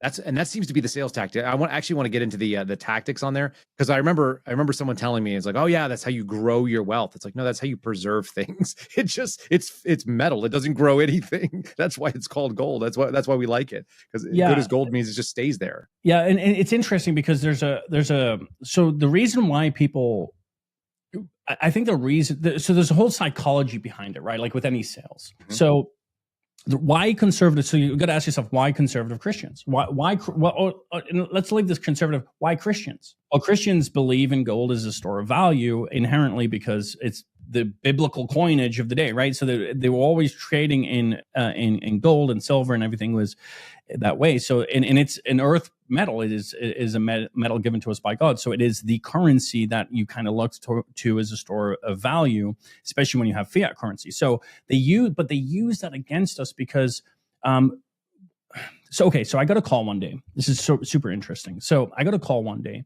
and it was from a client, and sweet old lady. She was in her 80s at least. She calls and she says, how much? So we just sold her like $250,000 or something in gold and silver. She goes, how much does this weigh? Because I need to get if things go to hell, because that's what a lot of these folks are. It's like, hey, I need something to barter and trade with. If things go to hell, I need to get this from my house to my car. Mm-hmm. So I'm picturing in my mind this frail old, like 80-year-old lady trying to carry a 100-pound box of gold and silver to her car. And I'm thinking to myself, that is the last of your worries, because some young buck like me that has no morals, well, I have morals now, but some young buck that has no morals, let's say, is going to come and they're just going to take it from you at gunpoint. Mm-hmm. So to use it as a hedge for an apocalyptic scene just doesn't make sense. And it also doesn't jive with anything in the Bible. But the reality is you're not going to have that gold because someone's going to take it from you. So if that's your reason for investing in it, don't invest in it, because there are better things to invest in. Go invest in guns, food and bullets, right? You're speaking my language. This is what I always tell Andy. I've got a lot of ammo, and I've got months of food. And then if you want to go buy gold after that, just make sure you have those first to defend your gold, right? So that's right. So that's the first thing that came to mind. And I obviously didn't have the heart to tell her. I didn't want to say that to her. So, I answered her question. But then the other side to it is this whole barter and trade thing. It's like I wish that my fellow Christians would understand that there's going to be no bartering and trading. There is, when the apocalypse comes, there is going to be a war on earth between the believers and the non-believers. And that's it. It is going to be a war. You're going to take the mark or you're not. So you're going to be fighting for God on earth, and you're going to have nothing. It'll be like guerrilla tactics. It's going to be, there's actually a really good kind of a cheesy movie about this, where it's like, yeah, that's actually probably a decent, accurate representation of what will happen. And so having gold won't help you, not one bit. So invest in guns and invest in ammo and food. Yeah. What was the movie? Was it The Stand? No, I forget. It was an older movie. It was a Stephen King movie that did something similar to it. That was called The Stand. That was this is actually a Christian producer. The Left Behind series or something like that. Yeah, it might have been. It might have been Left Behind. I remember when those came out. Sure. And but my point being, in the message in this is, don't let fear dictate your ability to, or your drive to invest in anything. I have to imagine that's one of the sales tactics, though, right? It's 100%. It's fear-based. It's fear of loss, which is a big sales motivator that people do. If you don't buy it now, you're going to miss out. And you missed the bump or whatever. But then it's also like fear of losing everything else you have, and it's the only thing you can put it into. This is the off ramp to seeing, you know, your money maintain any value kind of deal when it goes to nothing. Right. The biggest driver and the biggest marketing thing is the dollar. We are trillions upon trillions upon trillions of debt. The dollar is consistently being devalued. If you want to store your wealth, store it in gold. And if you don't do it now, you'll never do it. And the value of the dollar is going to plummet. And so it's all fear. It's all fear. It's the value of the dollar is going to plummet and you're going to have no money and et cetera, et cetera, et cetera. It's like, okay, but if the value of the dollar plummets and gold value is tied to the value of the dollar, then the value of your gold is also plummeting. So it's kind of like this. It's like this really, and I'm oversimplifying, but it's this really weird tactic to fearmonger people into buying gold. So look, if you want to buy gold, like I just gave an example earlier, where there's some folks who bought bullion, who if they had bought bullion, gold has tripled since 2016. Which is to say, silver is the dollar's worth far less, and exactly right. So my point. So I mean, the funny thing is this. So there's always a truth in this. You can see the fiat currency be devalued. You can see inflation happen, and you can see that gold is, you know, if it is the constant of it. There was a thing I heard Peter Schiff say. You ever listen to Peter Schiff? Gold guy, you know, owns a gold company as well, and I think he's in Puerto Rico now. But in one of the podcasts, I remember him saying, it was probably a Joe Rogan, and he said something to the effect of the price of pants, like a pair of trousers in gold, is basically consistent since before the Middle Ages to right now. The same amount of gold will buy you a pair of trousers in the world. So you can look at like the actual tradable value, the utility of gold kind of holding constant for hundreds, if not even thousands of years. And that rings true to me. It's like, yeah, it's like not that much gold buys you something that you can use and the utility of that product. Sure. Okay, fine. But like you said, if you're in your 80s and you think you're going to like carry it out to your Suburban and drive off with it, you know, you could carry off a lot of money in gold in your pockets. That's doable for most people. You're probably not going to be able to do the same thing in silver, not even close. And they really push the silver because it's cheaper for them to mint. So That the cost of minting and selling the gold is a lot higher than the silver. So it makes more sense. And then they can do quarter ounce, and they could do an ounce and a quarter of silver. Yeah, so they can do incremental changes, and they can do more coinage, or they can do less and give you more dollars in. Correct. Yeah, and the price of minting a gold coin in like a 1/10 ounce denomination, our costs. So when I was negotiating, I negotiated the first contract for our gold coin at Augusta.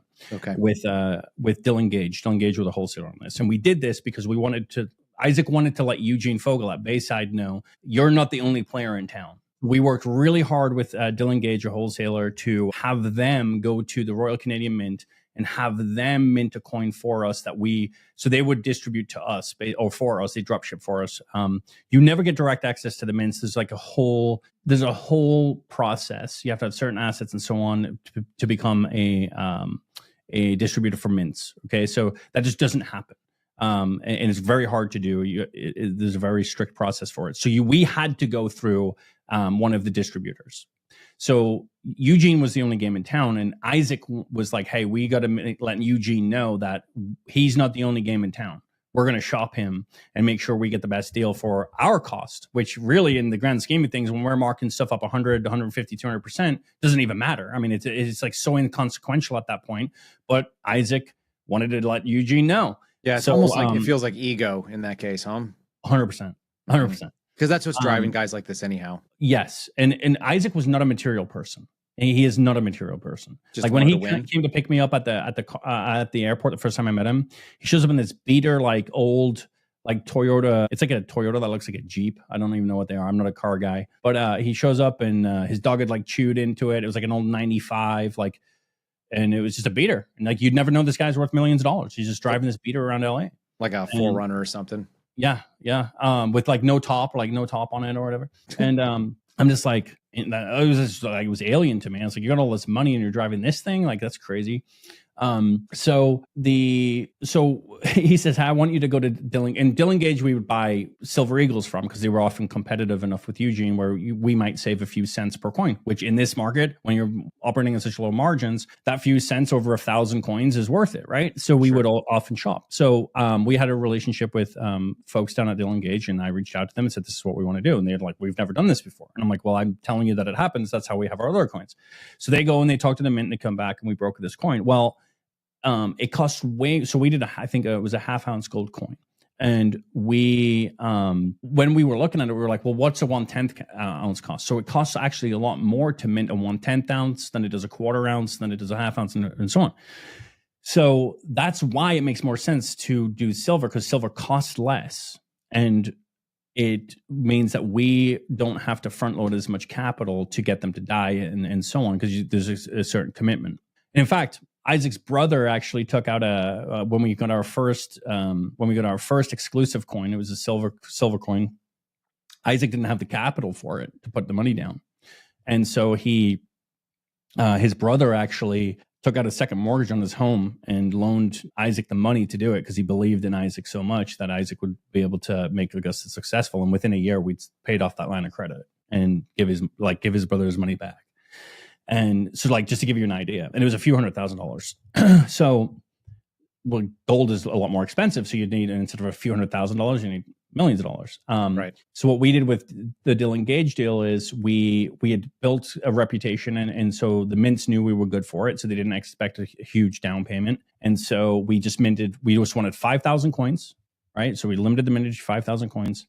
And then you pay a spot plus a percentage. So the way that gold coins work is you pay a spot plus percentage for these exclusives. But with silver, it's a spot plus a flat dollar amount. Mm-hmm. So for our 1/2 ounce coins and the silver, it was spot plus $2.75.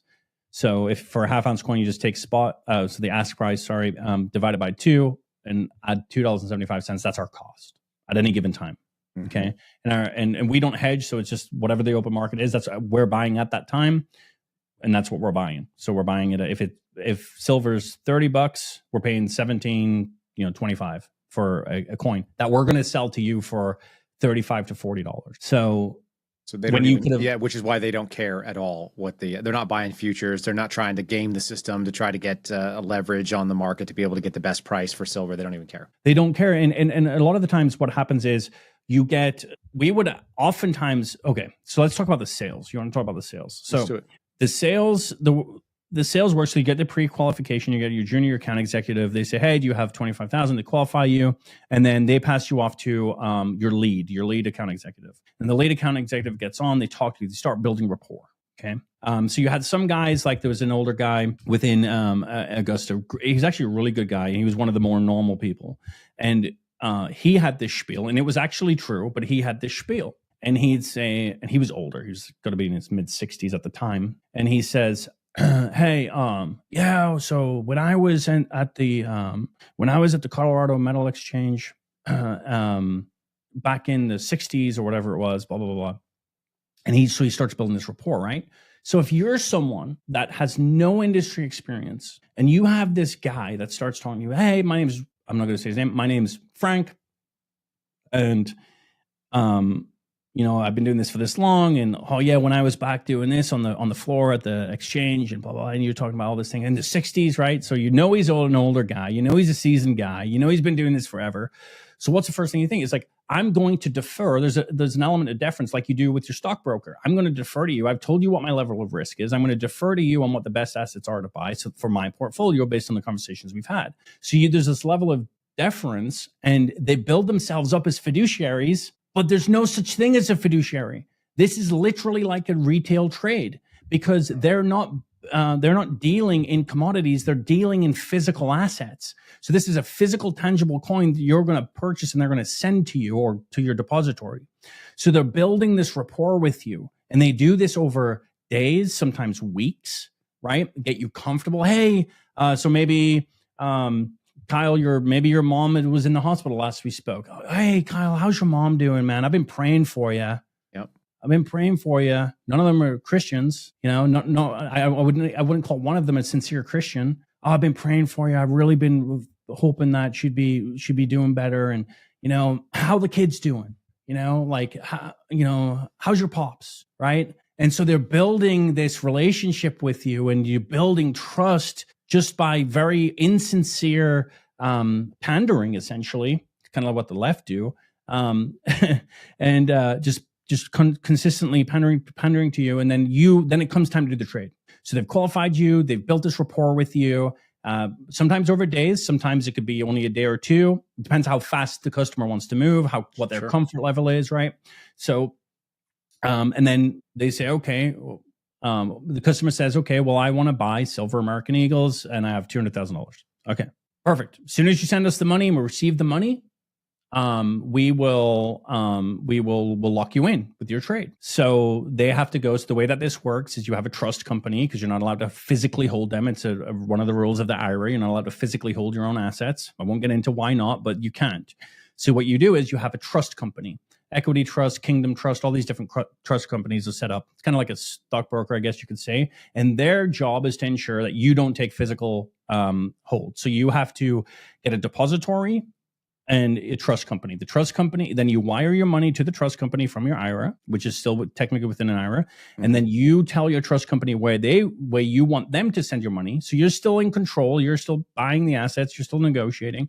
But the trust company is in control of the funds and making sure that everything's where it should be. And then once the funds have been transferred from the trust and you make the trade, we then ship them to a depository like Delaware or Brinks or something like that, Delaware depository, and the depository hold the funds. So that's the other thing. If you're buying physical assets to have in your house, you ain't getting them in your IRA. They're going to go to a depository. And if the crap hits the fan, you're never going to get to them because they're just not going to let you in. Right. So I don't think people understand that, but because it's the IRA. Now, if you were to just buy them direct, you would just get them direct. That's a different animal. Right. You could ask for physical delivery, but because of the rules of the IRA, because it's a tax-deferred account, there's all these special conditions, which is why you don't have instantaneous access and you can't hold them yourself. Correct.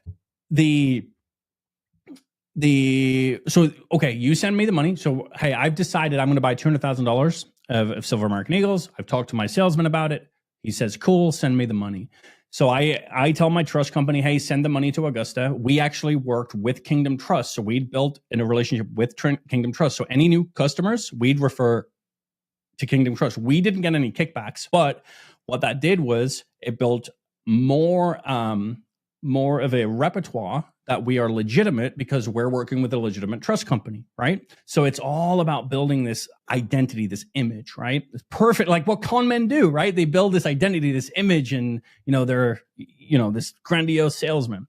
So you send them, so we get your money, but we haven't conducted a trade yet because we can't trade your asset. We can't trade your dollars for assets yet because maybe you told your trust company yesterday to wire the money and they didn't get to it till tomorrow or the next day, and silver's moved 20 cents in either direction. So we couldn't lock you in because we don't have the money to buy your assets, right? So we need your money in house so that we can buy, because we're not hedging anything. We're just strictly, you tell us what you want to buy, and we instantly, once that's locked in, I'm sending a purchase order to Eugene, and Eugene's sending me it back. So maybe I lose a cent or two here or there, but it's not a big, we no reason to hedge. So, and when you're working with these margins, it doesn't matter. So I have $200,000 of your money. You wanted silver American Eagles, but now I have your money. Now you're nervous because you're trying to call me and I put you on ice for 3 hours after I've received $200,000 your money. So you're nervous. And then I call you, hi, sorry, buddy, I've been busy. Yeah. So, hey, listen, I was looking at what you wanted to buy. And I think that you should really consider this other asset. And then it's game on. And Kyle, if you're a 65, 70, 75-year-old person that has no experience in gold, that you're, and this person has your money, and you get nervous. And then any victims will tell you this, they'll get nervous. They have my money, man. Like, I didn't know if they were going to steal from me. I didn't know if they were actually legitimate at this point, but I knew something was wrong. I just didn't know what. So now it's game on. Yeah, this asset's way better for you. It outperforms bullion and blah, blah, blah, blah, blah. So then they start in, right? And it's like, no, I really want bullion. Oh, I think that it really, you should really consider this. So there's different approaches. Every salesman's different. There's guidelines in which Isaac said, look, we actually have a sheet. I have a sheet. And the sheet was called What to Say and What Not to Say. Mm-hmm.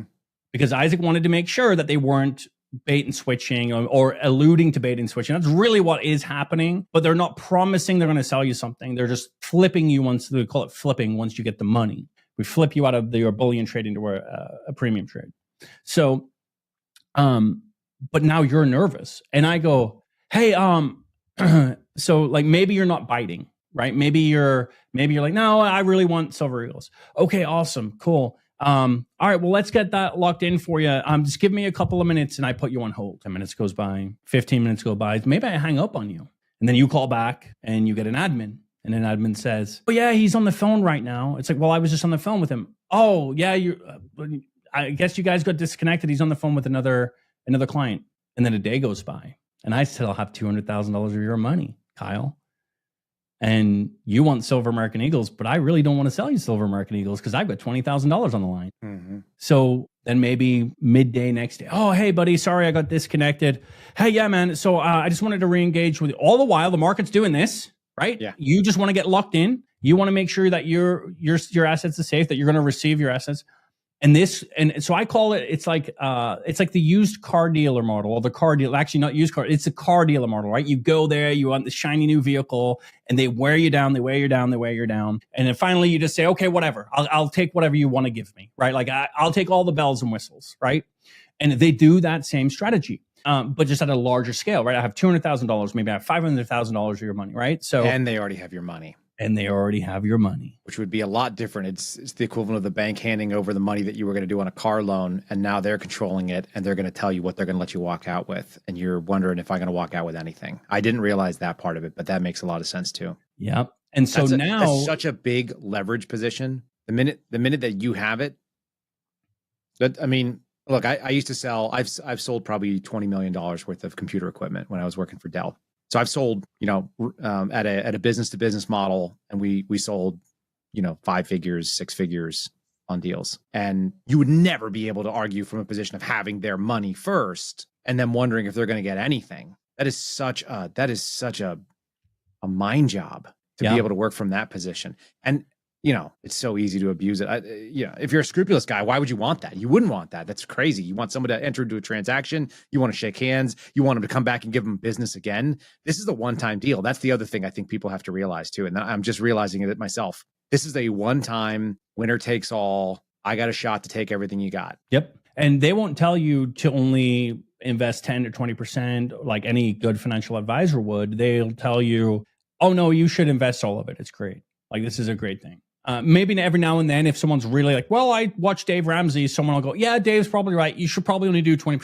But if I can get 20% of your $1 million, it's $200,000 and I get 20 of it. So yeah, I might not have gotten the other, 800K, but I still get $20,000. That's right. Right. If you buy what I want you to buy. So you have this element of where you have unsavvy investors and they're new to the market and they're being completely taken advantage of. And now, no one ever calls and says, hey, I'll take $200,000 of your premium assets, please. No one knows what these premium assets are until they're sold them. No one cares about them. People call because they want gold and silver American Eagles because that's what they've read about, or Canadian Maple Leafs, or something at large that can be resold. And so no one calls ever wanting them. And they completely use that position of leverage to really strike anxiety into the people, because now you're thinking, are these guys legitimate? They have my money, but this guy just is like blowing me off. Like, is this guy legitimate? Or maybe he won't call you back for 2 days, right? I mean, this happens. Won't call you back for 2 days. I witnessed a guy, and I actually bumped heads with this guy, and I witnessed this guy.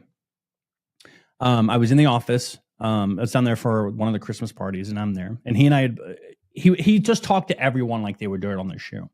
So it was funny. So he calls me one day, and I don't remember what he was calling me for. He was calling me about a trade or something. And he was just talking to me like absolute crap. And it was not the first time. And I had told Isaac several times, you need to go talk to him, because I don't talk to people like that, and I don't expect to be talked to like that.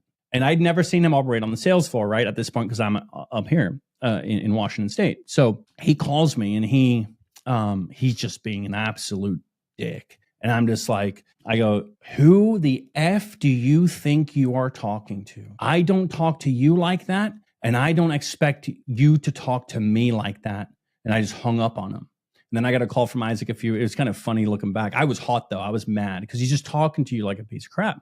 So then Isaac calls me and Isaac's laughing. He calls me on Skype and the guy was stood in his doorway and Isaac's laughing and he's in there bitching at Isaac about me. So Isaac called me and I could hear him bitching. And I was like, you tell that shit that he doesn't know. So I'm going off. So we're kind of having this thing. So Isaac says, get out of my office. He leaves. And I said, bro, you got to tell this guy, man, like I'm not his bitch. Like that's not, and I don't treat people that way. You don't treat me that way. And he doesn't treat me that way. Well, then a few months later, I go down and I walk in and he's just like this short little Asian guy, super rotund Asian guy. And he's just like, he looks at me and I look at him and his head just goes down like this. Right. And I'm not an intimidating guy by any means.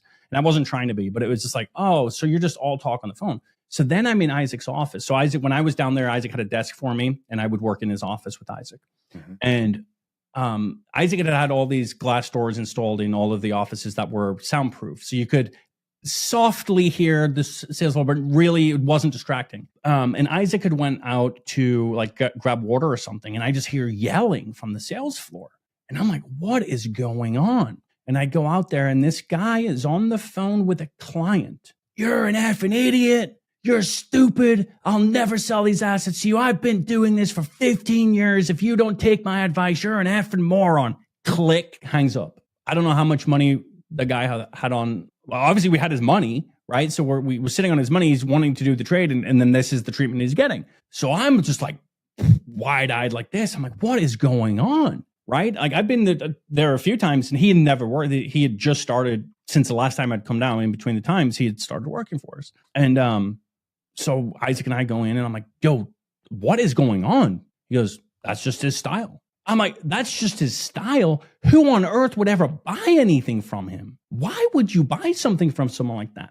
Right. But it's the psychological portion of this position of power and authority that people, even at large in society, we look at these people as authorities. You saw it happen in COVID. The doctor said this, so it must be true, right? You see this all the time. There's this deference to some form of authority. I am no authority in the gold industry. I'm just a guy that lived an experience that I believe is wrong. Your friend is, I bet you, 10 times more knowledgeable in gold than I am. I just have a very honed in view of the experience that I lived and seeing people be harmed. And I'm wanting to expose that. I'm not a gold expert by any stretch of the imagination. So with that said, it doesn't mean that what I'm saying isn't true. It's just that, hey, you should probably go vet what I'm saying to you, which is what I did with Jeremy Miller when he called me.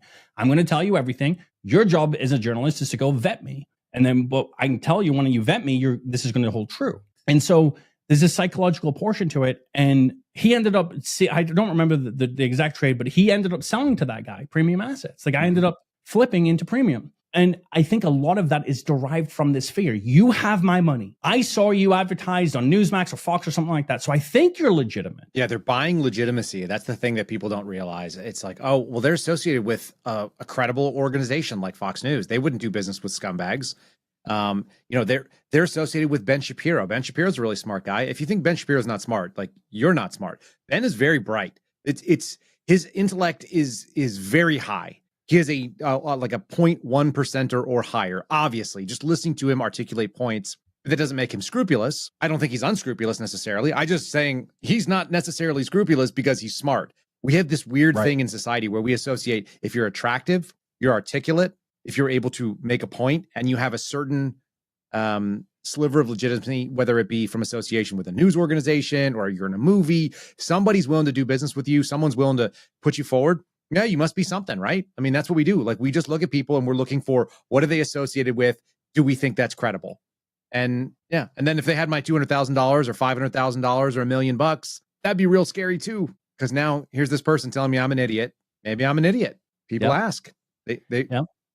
Self-doubt is a very common thing, no matter how intelligent you are. Well, and that's the other thing. So people say, well, how, like, there are people who just get it. Right. So, for example, I know of someone, you and I talked off the air about this, but I know of someone, a very, very popular figure who reached out to me about doing a documentary on this issue. And This is a very early preliminary stages. I'm not going to say who, just in case it doesn't happen. I really hope it does. But they reached out to me, and I'm helping them build this case. Now, the reason why this connection was made is because, again, like I said, I have people in the industry, in the segment of the industry still that feed me information. And I happen to know that there was a firm that offered this person a multi-million-dollar a year deal to sell gold. I'm sure. And this isn't, like you said, this isn't $3,000 plus 10%. This is just multi-million dollars in cash a year. Just like, here's cash. I'm sure there's probably a percentage or something. Yep. So this person says, give me all of the information. Give me all of the information, being scrupulous, and I'll make a decision. And I've yet to confirm this, but the fact that they've reached out to me about doing a documentary tells me there's probably some truth to this. In fact, the reason why I reached out to them was to confirm this was true or not. And they looked into it. They realized probably a lot sooner than I did. Again, I was a young, dumb, ignorant kid, immature and ignorant. Went back and said, no, I'm good, thank you. Turned down a multi-million-dollar deal. Just like you turned down, probably $3,000 is probably a lot to you compared to the millions of dollars this person already makes, right? So it's all relative and so on. And so he says, no, I'm good, thank you. So I have an industry insider reach out and say, hey, this person just said no to this crazy deal. Like, they're offered him like this crazy deal. I was like, okay. So I reach out and I say, is this true? Not trying to get airtime, not even thinking anything like that. I'm just like, I want to know if this is true, and if you came to the same conclusion that I did, and if this is true. And I get a call from a producer, hey, we're interested in doing a documentary. Mm-hmm. And the fact of the matter is you cannot pay that kind of money in that industry for buying retail clients. Can't do it. The margin doesn't exist in scrupulous business, period. And anybody who knows anything about money, and this person we're talking about, like what, probably 9-figure net worth, like not a small amount of money. When you have a 9-figure net worth, you know what money is, you know what money can buy, and you know what people can afford to pay to get access to an audience. There's got to be a big profit margin, and that doesn't exist in the metals market. It just doesn't exist. Like I said, $3,000 was the opening bid when I had small. I think we had a $5,000 offer, and then I told people who have repeatedly approached me, Dale, I've been approached every few months since I started doing this. I do this for a living. I'm able to sit and do a podcast for a living, which is a shocking thing to be able to do. It really is. I mean, like, it's not easy to grow that. So you only get to sell that credibility one time. And I decided right when I got started, because just how I'm built, I imagine you're wired the same way right now when you're looking at it. The conversation we're having vibes, but you only get to sell your credibility one time, where you say, I've built up credibility in public. I've told people things that I know are true. I have not made grandiose claims to the Washington Post where they went out and vetted me and found out that I was a fool, because that's the last time anybody talks to you. You only get exposed one time. You can only sell that credibility one time. And this is worth knowing. I've said it a couple times on my podcast, but I'm going to say it one more time, and you can walk forward with this as well. The business of the podcast world, the business of sharing information with people, what it is I say things that I believe are true, or that I know are true, or that I can vet and prove are true. And I give people access to other people's stories, and they see things that we think are credible. And the thing that I'm doing is I'm buying your attention with my information, and then I'm selling your attention span to my advertiser, who says, I'm going to associate with Kyle Seraphin, I'm going to associate with Dale Whittaker, I'm going to associate with Sean Hannity, who was mentioned earlier. It doesn't matter who, Ben Shapiro, take your pick. I'm going to associate myself with those people. And when they listen to Matt Walsh, Jordan Peterson, fill in the blank, they're also going to hear my message. And that person is basically co-signing, saying, you can access my audience because I have their attention and I'm willing to sell access to it. That's what I do. That's what the Kyle Seraphin show is. That's what everybody else's show is. Yeah. It's I'm selling access to my audience. So I damn well better believe in the things that I'm giving people access to. Yeah. And it's interesting. So when I went to the Turning Point USA event last week, so I drove it's about an hour and a half. And I went to Washington State University. And like I said, I printed out Charlie, the whistleblower complaint redacted for Charlie. Mm-hmm. And I got there early. And so the way that they do it is they want obviously contentious arguments, like counter arguments to what Charlie would believe, so that they can debate, which is makes sense. So I go there and I'm like, hey, so they said, well, what's your question? So I get right to the front of the line. I'm like second in line. And it was super early. And I'm like 30 minutes before Charlie's like even show up. And I'm like, so I want to know if Charlie believes that he has a responsibility to his viewers to vet the sponsors that the advertising that he is doing on behalf of products or whatever. I said, because I have access, I have information right here that generally speaking would state that there is a potential that one of his advertisers is defrauding his viewer base. Mm-hmm. Can't say definitively. I never worked there, but I can tell you all the telltale signs.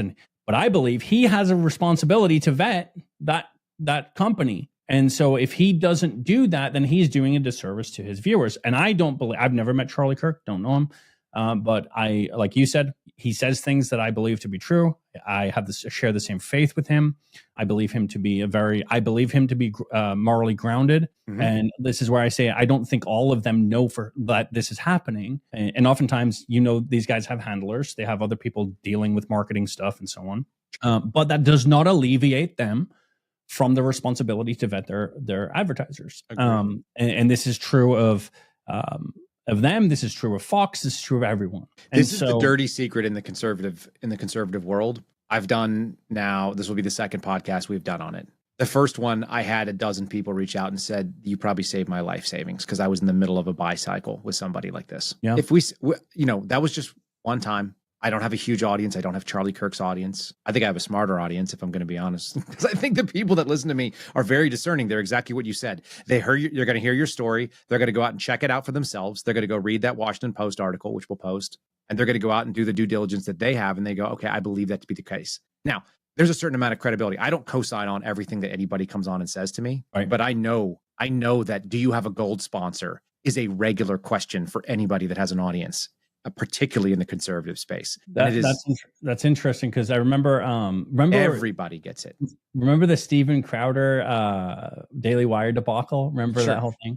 Of course. I remember watching Steven Crowder's rant about that whole contract debacle. And he says at the very end of his rant, right before that, I forget which video it is specifically, but he says at the very end of his rant, he goes, I don't want to be there selling people another damn gold sponsor or reverse mortgage. And I just went, oh, okay. They know exactly what they're selling. I'm just telling you right now, these are smart, savvy people. There was a client that we had that was selling something. So here's the thing. I don't sell every product that every company that I work with. I will mention the products that I think that I would spend my own money on. And so people may know, I'm not going to say it specifically because I don't badmouth people that pay me. We got into a good agreement. I will represent products that I can stand behind. If I would spend my own money on it, I'll do it. And if I won't, I won't. And I've had sponsors leave because they said, hey, we want you to promote this. And I said, well, I don't do that. Generally speaking, I'll just tell you, generically, I don't do any supplements ever. I never have. I've never been interested in supplements. I don't even like multivitamins. My wife will come and bring them to me, and I'm like, she's my wife. I'll take the multivitamin, but I don't want to do it. I don't like us buying multivitamins. It's not my jam. I don't do supplements. So if you want me to sell your supplement, you got the wrong guy.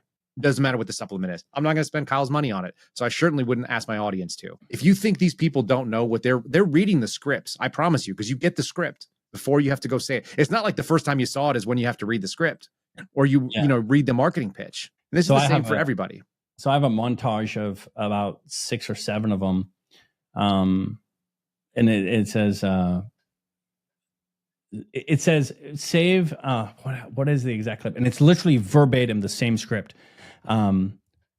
Hedge against inflation with gold or something like that. And I put them together, and it's like 6 or 7 conservative. And I'm as conservative as they come. This is what I think this is also important. Important is I'm not some leftist, pink-haired, progressive, Antifa, I'm going to key your Tesla kind of guy. I am as conservative as they come, and I am on the record doing multiple interviews. I ran for Secretary of State as a Republican in Washington State last year. Talking about the scary and the ominous voter issues that we have in Washington State, which I had other moderate Republicans telling me, don't talk about that issue. I'm like, this is a problem. Like, what do you mean? Don't talk about the truth? Is that what you're asking me? So I'm very, very conservative. And none of this is just broadly speaking, none of this is to say that you shouldn't own gold or silver. Like, if you own gold or silver, if you want to own it, like, there's nothing wrong with it. I have silver coins. I have some gold, not a ton. I have more ammo. I have more guns. I have assets that are worth things and if people listen to last week's show, Andy Schechtman's very scrupulous, and he owns a lot of gold. That's what he does. And he owns silver, and he owns baseball cards, and he owns sports memorabilia and things of actual, what's the word? Numismatic. I hate that word, but yes. I had more than one. I'm telling you, I've probably had 5 approaches, and a couple from advertising agencies as well that represent these people. So that's not saying that like owning gold or silver is bad. I think there's plenty of reasons for it. A lot of people with a lot of wealth do. That's true. And even like the most wealthy people that I know that are in my immediate family, they have some. They just don't own only that. They never would. It's 20%, 15%, something like that. They distribute it in. And I don't think they generally keep it in their IRAs. I think they probably have it as part of their personal, portfolio or investments. But again, what you're saying is not anti-conservative, I don't think. No. What it's saying is that there's a dirty secret that conservative audiences are a ripe prospecting grounds to generate very gullible leads, and people are more than willing to trade on the credibility of conservative podcasters, personalities, newscasters, and so on. And it happens from the absolute highest level that exists, whoever the most highly paid, most highly watched, most highly viewed people and highly respected, all the way down to a guy who nobody had ever heard of before, like me. It's crazy how much this happens. That is crazy. I didn't know that they were that being that aggressive in the market. They're multi-level. Do you realize that? What do you like in terms of they're going to offer you one type of deal and then so I got 25,000 followers over on Rumble right now. We've got about another 10,000 on YouTube. A couple 100,000 over on the social media platforms. All right. So I'm like a D tier, A, B. If Sean Hannity, Jesse Waters, Tucker Carlson are A tier guys, like those are the big names in the stratosphere, right? And just below that is going to be your big podcasts. So, Rogan's not one of them. So let's do Ben Shapiro and Jordan Peterson, those guys, and they're B. And then you get into the C tier, and they maybe have a couple 100,000 down to like 100,000 followers. You'll get somebody from one of those tiers, from the B or the C tier, that you're on their show sometime, and they'll go, "Hey, man, do you have a gold sponsor? Who's your gold sponsor?" And I'll go, "Oh, I don't have one." And they'll go, "Oh, well, sign me up." And I had a friend, and I asked him, I said, "Well, what is this all about? Like, why does everybody always pitch it?" He's like, "Well, if you sign up, maybe you get 5% of every sale that comes in through your name, but I get 1% as well." Interesting. So they're paying their sales guys, I'd say probably in this market around 7%. Then they're tacking on another 5 to 6 points, maybe another 7 points. In finder fee plus upfront money, because it's $3,000, $5,000, $7,000, $8,000 a month. $10,000 a month is not crazy. Yeah. $10,000 a month is not crazy to pay somebody who's got a decent size audience. That is a guarantee that actually happens. And then percentages, and they get residuals from those clients as well. But yeah, tacking on 6 percentage points. So like you said, we're already whittled off. We're down, we're at probably 15%, plus the company's making 15, plus whatever their costs are. That's how now you bypass buying lists, you bypass all of that stuff that we were doing at Augusta. Yep. And you're going straight to consumers, like direct to consumer marketing with credibility. But you're also buying credibility. You're buying credibility because it's it's me, it's you, it's that guy that you listen to every single day that chirps in your ear, that tells you what they think about news, what they think about political commentary, what they think about social. It's Theo Vaughn for all I know. Like I haven't seen Theo's. I love Theo Vaughn. I think he's hilarious. But if he had a gold sponsor, let's say, right? If he had a gold sponsor, it's the guy that makes you laugh, right? So it's that personal people who listen to me, people who will listen to your show, they get to know you every day. And they start thinking I have people email me like we're buddies, and I don't know who they are. And I feel kind of bad about that. I have some people that I've developed relationships with in our audience who I see them every day, and I've seen them for years, literally years now. I see them every morning. I know they're there. If they weren't there, I would be like, "Oh, is somebody sick? Like, is somebody, having to work a different schedule?" I know some of my audience, and they know me. And I'm out here telling you to go buy gold from this company. Yeah, and they're going to believe you because they're invested in you as an individual and understanding your moral compass. And that's the thing. This is the seedy part of it. And I'm telling you, they're buying credibility from somebody who people trust. Well, and everything that, like I said, everything that Augusta did is to elevate that identity and that authority. So it's, the Wilshire Boulevard address might seem like something really small, and a lot of people might not understand what Wilshire Boulevard is. They've heard of Wilshire Boulevard in a movie or right, like they've heard of it, and they're like, "Oh, why do I know that?" And then you go, "Oh, these guys must be legitimate." It's like the most prestigious part of LA. So you build that credibility, and then you're then you have salesmen who have zero in this. These guys come in from Craigslist 90% of the time. So Isaac would advertise on Craigslist. He'd say, hey, so you'd have an advertisement out there. We're looking for salesmen, blah, blah, blah. Turnover rate was super high. But you'd get some that would come in and they were just aggressive. They might be charismatic. They might be good on the phone. Some guys just didn't like talking on the phone. They don't make it, right? Some guys, like the gentleman I was telling you about, he just is angry at everything and just yells at everyone. Other guys are charismatic. Some guys are older. Some guys are younger. Every single salesman builds their own style. But the reality is, none of these guys, not some of them are educated. Some of them have gone to school and done things like that. But most of them are not. Most of them are, like I said, they would be working at McDonald's if they weren't making $250,000. And some of them are genuinely people that you don't want to come in between their paycheck on, right? Like you just don't. Like that, you don't mess. Like what's the old adage? You don't mess with a guy's bread and his ability to feed his family. But the reality is there is no such thing as a fiduciary in this part of the market. This is purely sales. This is like going into Macy's and buying a watch or a piece of clothing, right? They're a retail store. This isn't commodities. It's not futures. It is a commodity, but it's a physical, tangible asset.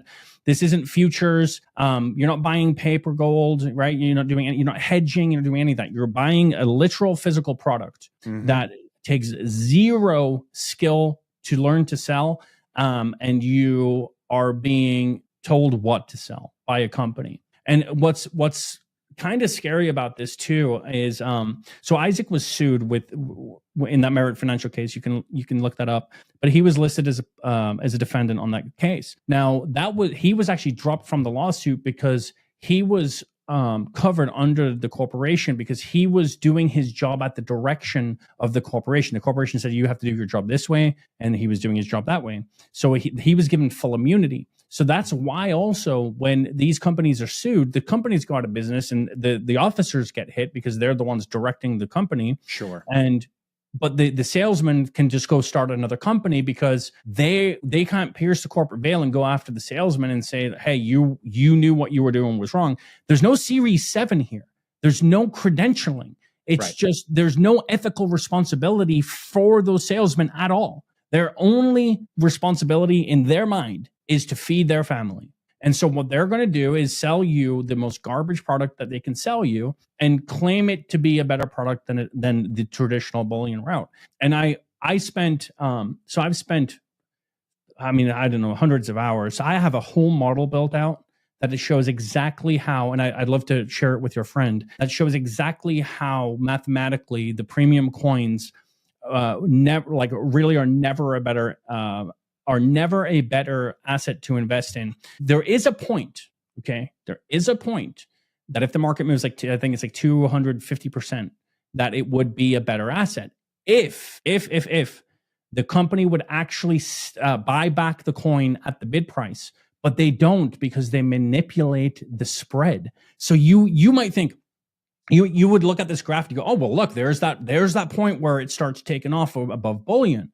It's like, yes, if they weren't able to manipulate the price, which is what they do, they're going to tell you everything that they can tell you to get you to keep your coins. They don't want to buy $500,000 worth of coins that they have to resell because they buy it at the bid. They're going to resell it to the next client, but now their margin shrinks.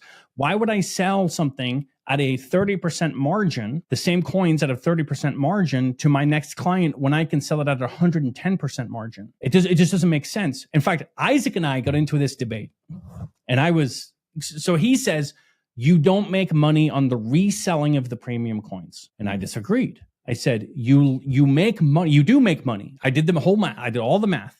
The commission still gets paid. Everyone gets paid. You make about 5%. You make about the bullion margin by the time you're done paying commission and everything else. Sure. And you paid the spread.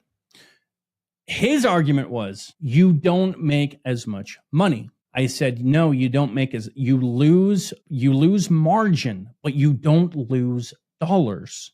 Because you already made the profit. You're still making a profit. So yes, you lose margin, but you don't lose dollars. And he's like, no, you lose money. I'm like, no, you don't. You just lose margin. So he and I went back and forward on this. And I don't remember what spurred that. It was something to do with not manipulating the bid. It was some conversation we were having. And I think this was before even that call with him where he asked me to manipulate the bid. But why? But again, he's right in that. Why would I only make 5% when I can make 20? Right. Mm-hmm. So I don't want you to sell your coins back to me. I don't want you. So they'll tell you, keep your coins. So this is a way better investment. You just have to hold them for like 7 to 10 years. It used to be 5 to 7. And then he realized, oh, that turnover is too quick. And then he changed the script to 7 to 10. So you can tell the sales guys, hey, you need to tell them 7 to 10 years. Well, now we're at the 10-year mark. I just realized we're at the 10-year mark now. And so now you have customers, you have gold is up again, 300%. So 3x, silver's up 2.25 times from 2016, in January 2016. So you're now at that point where people are going to come and be like, my gold spot has tripled. My silver is more than doubled. And then they're going to come back and sell. You can't tell them that you're only going to give them 50% of what the spot is. So like what I mean by that is I'm going to give you 50% of the gains that the market has seen. So it's tripled, right? So I'm going to instead of $3,000 spot, I'm going to give you $2,000 spot because they're going to go, but hold on a second. My spot's $3,000. What? This doesn't make sense. Right. How can my asset be worth less than the general market based on what I paid for it? And that's when the game is up. And so how do these sales guys live, by the way, making this kind of money? How do they live? Are they spending a bunch of money? Do you see frugal guys that know? Oh yeah. So interestingly, like what cars were in the parking lot in Culver City? Yeah, it varies person to person.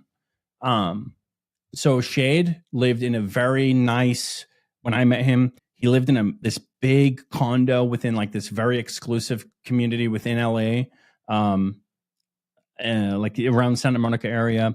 Isaac was not a material person. So his house was actually, it was kind of a dated house in Santa Monica, prime real estate. I mean, it was 10 minutes walk from the beach. I mean, it was in a beautiful area.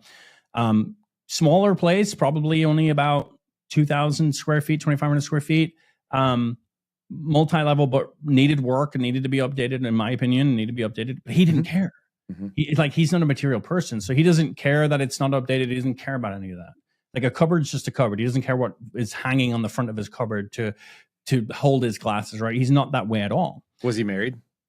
So he did end up getting married. So that's kind of an interesting story.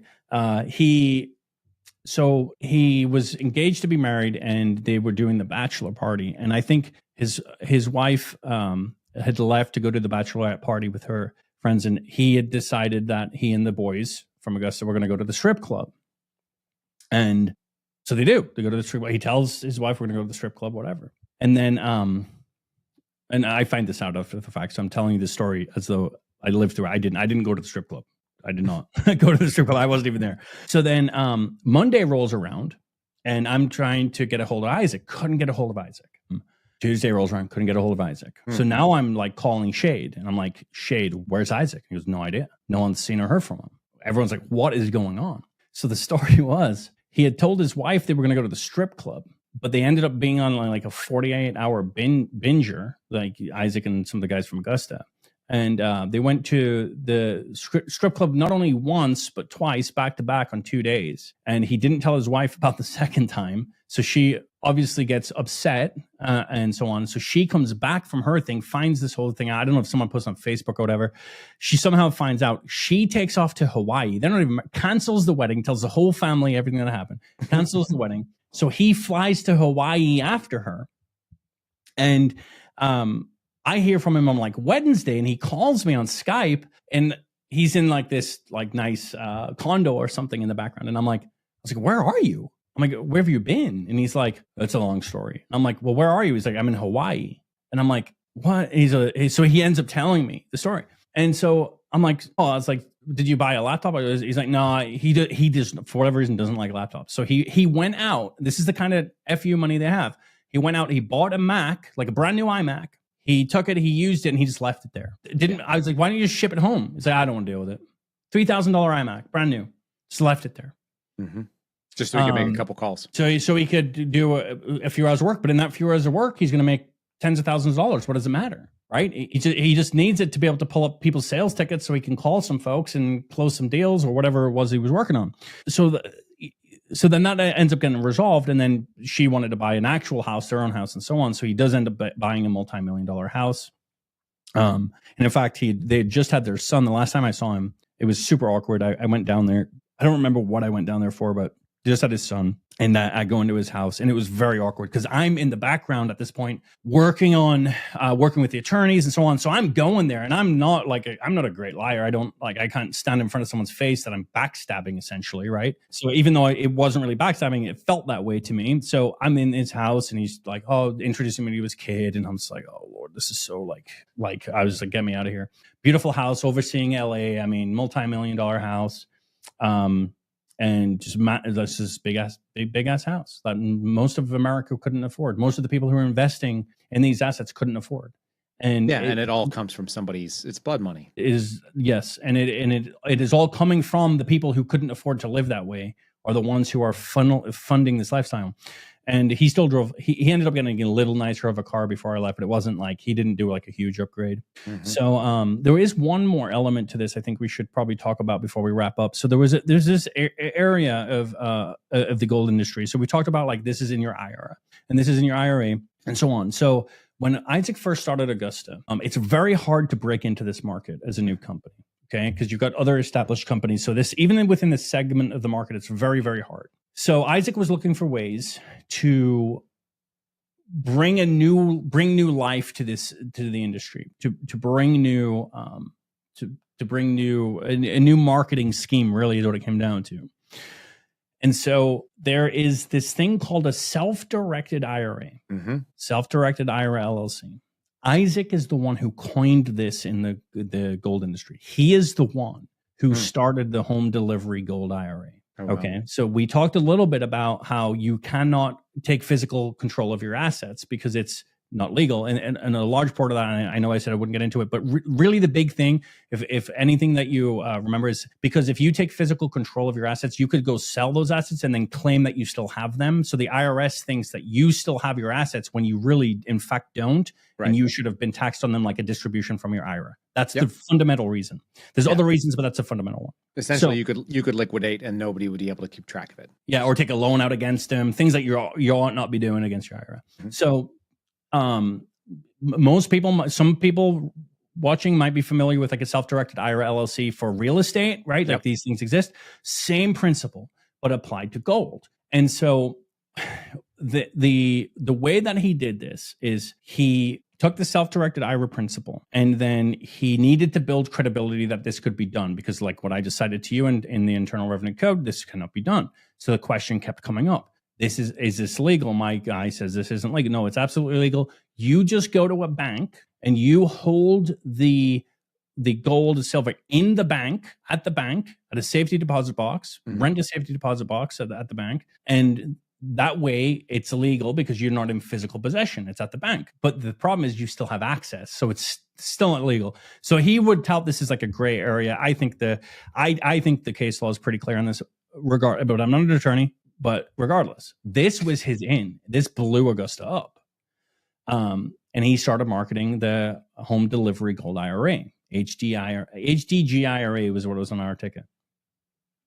And he had a list of endorsements from attorneys. Okay. So remember I told you he had that beater car. So I fly down to LA. We have this meeting with this attorney, and we drive. I don't know LA that well. I went there, but I was always in Santa Monica or whatever. So I never, so we're driving through this area, dude. And I got to tell you, man, I was thankful we were in a beater, because if we were in a nicer car, we would have been carjacked for sure. We were in the hood. And I'm like looking at him, I'm crapping bricks. I'm like, yo, where are we? And he's like, we're fine. He's just like, just be chill. We're fine. So we're driving through this park area, and there's just gangbangers everywhere, like crazy. And I'm bricking it. And then we finally get out the other side of this car, and we're in this little area of LA in this restaurant that no one's in. That's like something out of a mafia scene. We're meeting this attorney, legitimate attorney, and we're meeting this attorney. And the attorney had asked to meet in person because Isaac wanted him to give a favorable written position on the home delivery gold IRA. Right. And we go in there, and this attorney was like kind of an older, balding guy, a little robust, and he had an assistant with him. And the attorney, dude, was sweating Like he was like, I don't know why he felt intimidated. I'm like, this is weird. Like it was like super weird. I'm like, this is weird. And so I don't know what conversations Isaac and he had on the phone or whatever, right? So I'm in there and he's like, the attorney's super nervous, and his assistant or like or maybe another attorney or something, I don't know what he was, paralegal maybe, is sitting there, and the paralegal does all the talking.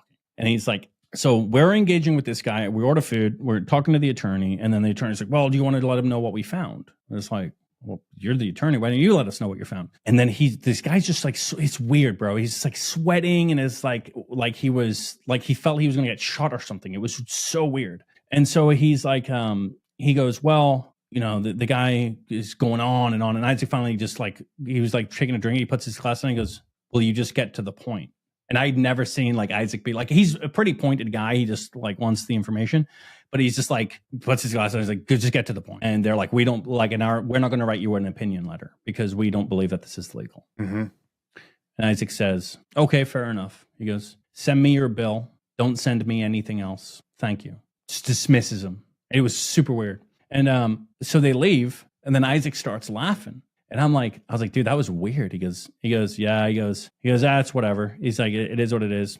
He said, yeah, he's like, that kid just like rambled. And I'm like, dude, they seemed super nervous. Like, what's the deal? And he's like, I don't know. But it had to have been something leading up to that, had to have obviously taken place, right, between them, that guy was that nervous. And I never reached out to him to ask, but it would be super interesting to find out. Then, so this guy, that was the first attorney that we engaged with. So then Isaac goes to none other than Elance/Upwork, where he found me. And he posts for attorneys on there, like, hey, I want you to do this. And then he gets an attorney to draft an opinion letter that says the home delivery gold IRA is great and all this other stuff.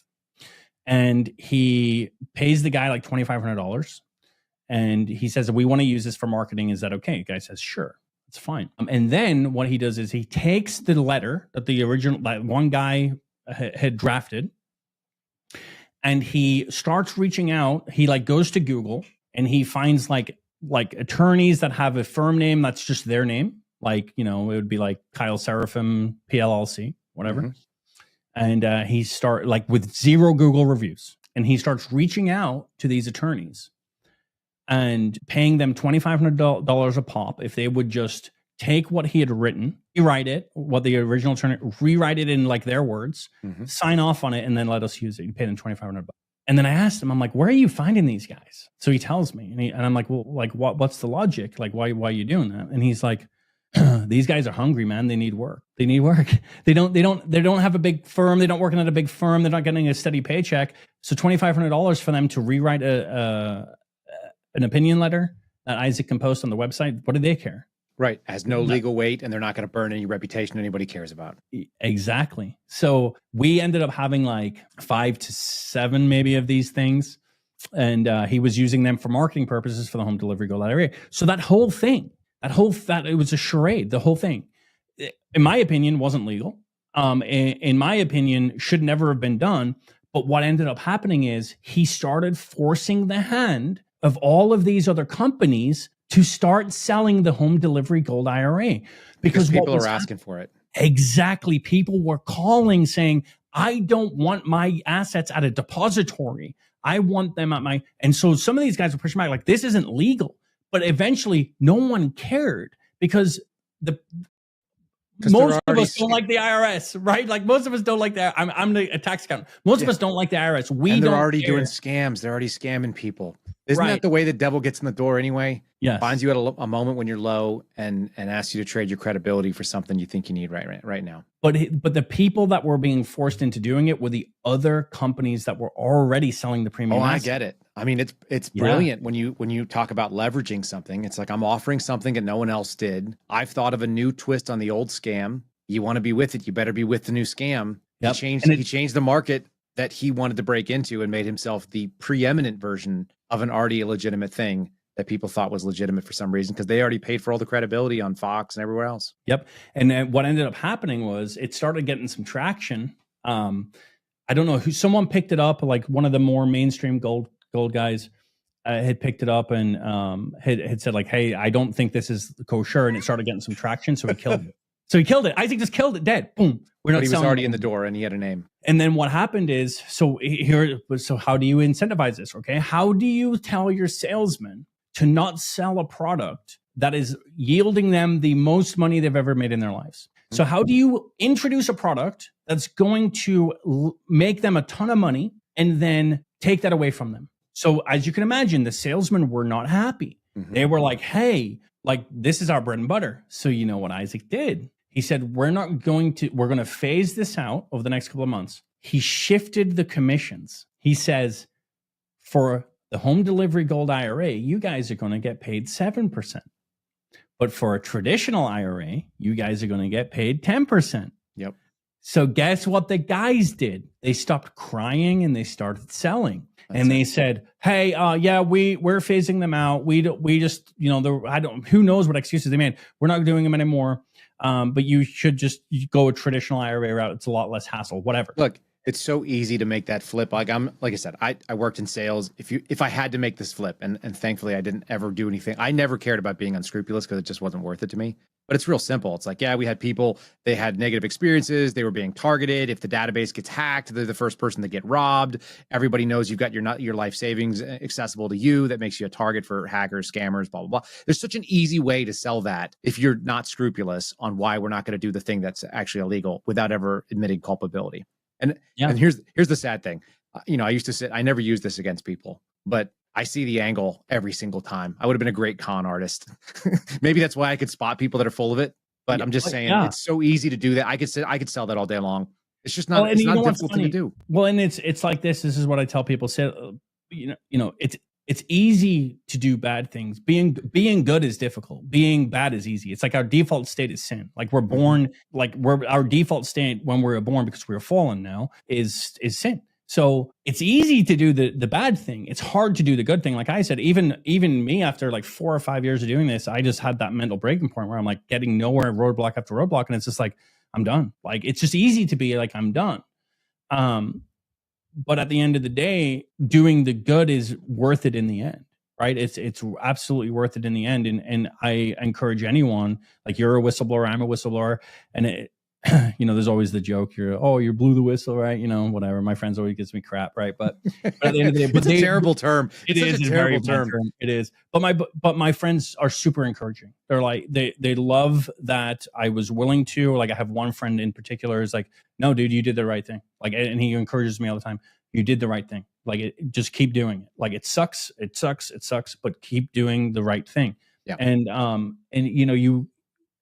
Without obviously my faith and having those others around me in my faith that understand this issue and have learned about it over the years of me doing this, I don't think that I could have continued to do it, because it's easy to be selfish when you're not living for something beyond yourself. Right? And I did it even in my 20s. Even though I had a wife, I was still a very selfish person. The selfishness being that I was chasing this monetary dream. My wife is not a material person. She's like, I don't care about any of that. She was, again, immediately called her old clients. Do you want me to come back and work for you? Immediately. The wild thing is we're just getting off the Easter weekend. And so it's fresh in my brain, but the paradigm shifted in the era after Christ died. Because if you look at what constituted a victory on earth for all of mankind up until that point, it was who accumulated the most power, wealth, influence, status, take your pick. Who had all the assets? Who won the game, right? I mean, that's what it is. Who was able to go out there? But how many people have heard the name of Jesus Christ? Yeah. All of them. All of the people have on this planet at the end of the day. It's a statistically irrelevant number of people have not been made aware of who he was, at least.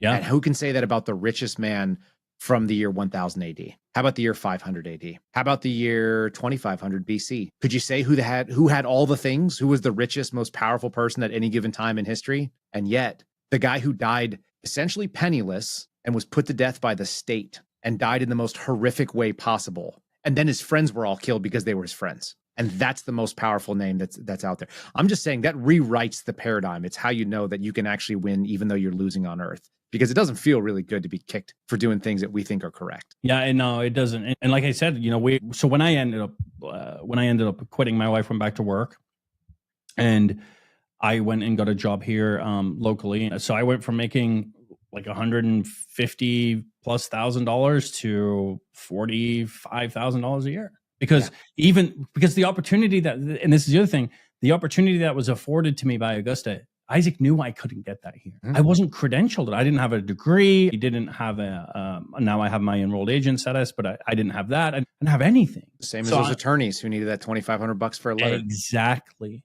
The devil finds you when you're at a time when he has something you need and it doesn't cost him very much. I honestly believe that. I think that there's something to be said about financial stability that allows you to work from a better moral parameter, because desperate people make desperate choices, and I don't necessarily fault them for it. Yeah, and I wasn't even like necessarily desperate. I think. Yeah, but hungry is the same thing. Hungry Hungry is the same thing as desperate at the end of the day. What it means is that, that's true. There's an opportunity to exploit, right? Yeah. I mean, that's I mean, it's like, why would I pass up that opportunity not knowing what I know now, right? Like, if I knew what I know now, of course I'd say, right, but hindsight's 2020. No, so you have to earn that knowledge. You don't get it because you just walk in and you know it. Correct. Unless you had grown up in a family where you knew what money looked like, you knew how money could be made. You know, if I had been approached when I was in my 20s and someone offered me, $3,000-$5,000 to talk in front of a microphone, and we're going to give you gold, we're going to give you a gold sponsor to read from, how would I know any better? The difference is that at 40 something, I know what money is, and I know what money buys, and I know what an audience is, and I know what you can afford because I worked in sales jobs, and I know what a commission looks like that's fair, and I know what's crazy. If you're going to pay me a base salary of $5,000 before I give you anything, and then you're going to give me a percentage of somebody's $100,000, $200,000, $400,000 conversion on their IRA, you're taking that money from somewhere. I know that as a 40-something-year-old. I might not understand that as a 20-something. I just don't. Yeah. I have a lot of grace for people because you don't know what you don't know right up until you know it. And then you go, holy shit. There's something really ugly, and I may have been part of it. I'm blessed that I joined the FBI when I was 35, honest to God. Because at 25, I don't think I would have seen the evil the same way. Yeah. You don't, right? Like there's like that life lesson. It's almost like, you can, it's like we never listen to our parents, even though they're giving us solid advice. And then it's not until you grow up and you have your own kids and you're like, my dad was right about a lot of things. And then you really want your kids to not make that same mistake. So they're going to. Yeah, they're going to. Yeah, it's the same. Yeah, they have to earn the knowledge of the heart. I mean, at least males do. Women, I think, are sometimes different. They can actually be coached differently. But men, we have to find things out the wrong way. It's like, don't touch that pan. It's hot. And you're like, but is it though? Oh, now I've got a 3rd-degree burn on my freaking fingers. Yeah, it was hot. I won't do that again. And you tell your friends, hey, don't touch that pan. They're like, well, how hot is it? We all do it because we're wired like that. I think that's the reason why men go out and conquer places. I mean, this is just a deeper conversation on that end, but I think men go out and take risks that women won't take because that's how humanity existed. But you know what also we always forget? I remember it. You won't forget it now either. A lot of men died making those stupid choices before somebody went out and conquered that land or discovered something. How many guys didn't come back from that trip? Somebody didn't make it back, a couple times until finally someone did. And that guy is lauded as a hero. He just was either luckier or stronger or all the above. Right. And so he's the hero that did the discovery. A bunch of other people discovered it too. They just didn't live to tell about it, most likely. Yeah, that's true. That is true. It is what that it is true. So I think we covered most of the nitty gritty. There's always something else, but I think that the recap here is for folks that are looking to invest in gold and silver, go buy from your local mom and pop shop, buy silver American Eagles, buy gold American Eagles, Canadian Maple Leafs. Those are good too.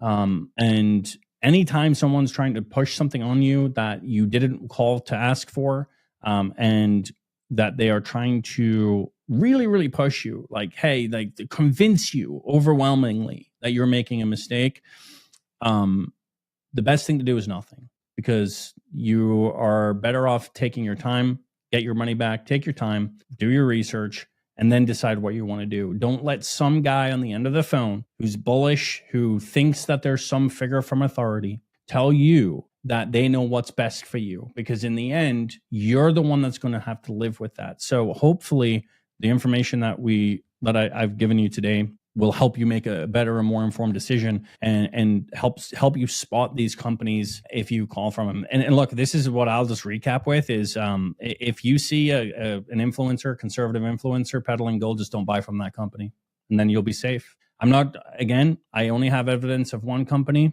I have a lot of sources on others that I won't name, but at the end of the day, If you want to safeguard your financial well-being, just stay away. It is that simple. Yeah. Go buy from your local mom and pop shop, find a reputable dealer. Kyle has mentioned one a few times. Yeah, there's a couple. In fact, they can go listen to my original interview with Andy, because Andy actually names his competition.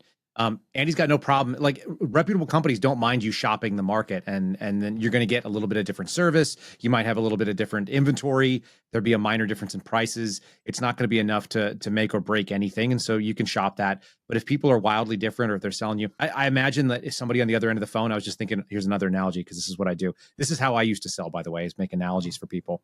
Because I think making it graspable. Imagine you walk into a car dealership and you're looking for an F-150 to buy, And so there's your everyday work truck. It's got utility. It's got a known thing, and you can basically pay the same amount for an F-150 no matter where you go. You're going to get a different experience, and it's going to be different closeness, and maybe the service plan is a little different or whatever, and you like the sales guy or you don't. But if that salesperson's getting you and you came in to buy an F-150 and they want to sell you a Maserati lease, it's the same dollar amount maybe per month.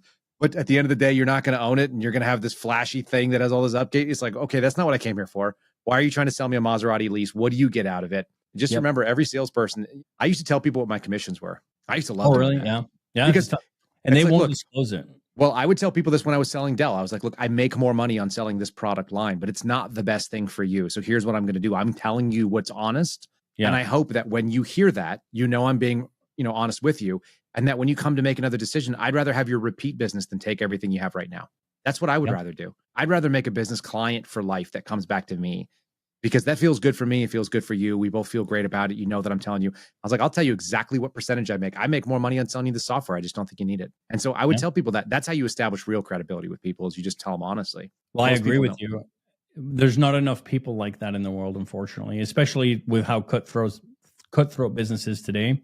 But this whole segment of the industry is the whole thing is set up from start to end to, we're not talking about variances of, 1 to 2% commission or whatever. We're talking about, 7 to 10% variances, because they don't make the money on bullion at all. So they can only make money or good money one way, and that's by selling you a product that is worse off for you. So just stay away from it. That's the best thing you can do. Caveat emptor, buyer beware there. Yep. That may be the name. That may be the name of this episode. So, Dale, you want to tell people where they can find you, follow you, if they want to reach out to you, if there's anybody in the media business that wants to put you on the show, or maybe even worse, like a politician that wants to reach out to you and actually do something about this. God forbid. Maybe they'll do that too. What's the best way? So you can reach me on socials. Just type in Dale Whittaker. Dale Whittaker Wah is the actual handle on just about everything. And then if you want to get in contact with me, you can go to my website, dalewhitaker.com. There's a contact form on there. You can also just email dale@dalewhitaker.com. And if you reach out, if you need help, reach out. Like I said, I help people all the time. A lot of what we've talked about here will probably also already help you from not getting scammed. But if you've already invested in these things, I'd be glad to help you get your money back in any way that I can. Just reach out and, share this with your friends, because you probably have a few people in your inner circle that you didn't even know have bought these assets. And I'll just close with this, and you'd be interested. This is interesting because I had a party at my house. Like a party, it was a campaign watch party for someone who was running for local politics. Mm-hmm. And I was talking to some folks that had showed up, and I've gotten to know quite well. And I was just chatting with them, and this conversation came up because they buy gold, and we're just, again, it's just, you'd be amazed. I'm sitting there and I'm talking to these folks, and they go, X company doesn't do that too, right? And I go, oh, don't tell me. And he goes, $250,000. I helped them get their money back. But yeah, there's a lot of shame in this stuff too. Correct. Yeah. The email that I got the other day was, I'm angry, ashamed. And there was another term as well. And it's like, don't be ashamed. Don't be angry, but don't be ashamed. Very intelligent people with PhDs I literally know of people with PhDs who were taking, engineers, math wizards who have been taken for a ride. So don't be ashamed. Reach out, and I'll be glad to help. I love it. That's a really great offer.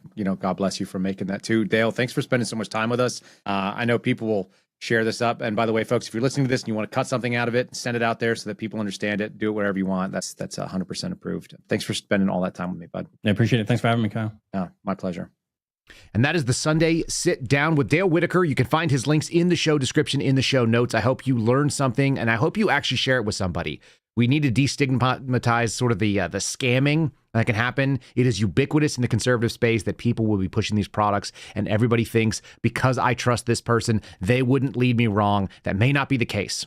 Whether they know better or whether they don't, you now know better, and you can go out there and educate the masses. So share it alike. We do appreciate that. If you guys want to make sure you're supporting the program, it's very easy to do, and it's free. Rumble.com/Kyle Seraphin, where we have the live chat. These shows go live at 1 p.m. Eastern time on Sundays. They also go live over on YouTube. It's youtube.com/@Kyle Seraphin. Subscribe to the channel there. We're growing every day, and you guys can also push it along by leaving a comment. Locals, if you want to get it a day early and you want to support us financially, it's kyleseraphin.com. That'll take you to the sign-up page. Very easy to do there. And lastly, if you're driving and you plan on looking in the car when you're doing this, kyleseraphinshow.com will take you to the Spotify app. You don't even have to download it, but it does give you the option for either audio or video and clips that it'll pull out, and it'll give you some all kinds of good information. Check us out on Spotify. Easier than Apple, easier than iHeart or any of the other places there, and we appreciate that. I get the best data saying who's listening and when they're listening and what's interesting to them and so on, and we get the comments, and I see those as well. So appreciate all of you. I hope you guys have a fantastic either rest of your weekend or during the week, and I look forward to seeing you at 0930 Eastern Time. That is 8:30 a.m. in Texas, America, where we go live for our political commentary on a regular basis. Yeah, we'll see you then. Have a good one. Thank you for listening to The Kyle Seraphin Show, streamed live weekdays on rumble.com/Kyle Seraphin. Follow Kyle on Twitter, Truth Social, and Instagram @Kyle Seraphin.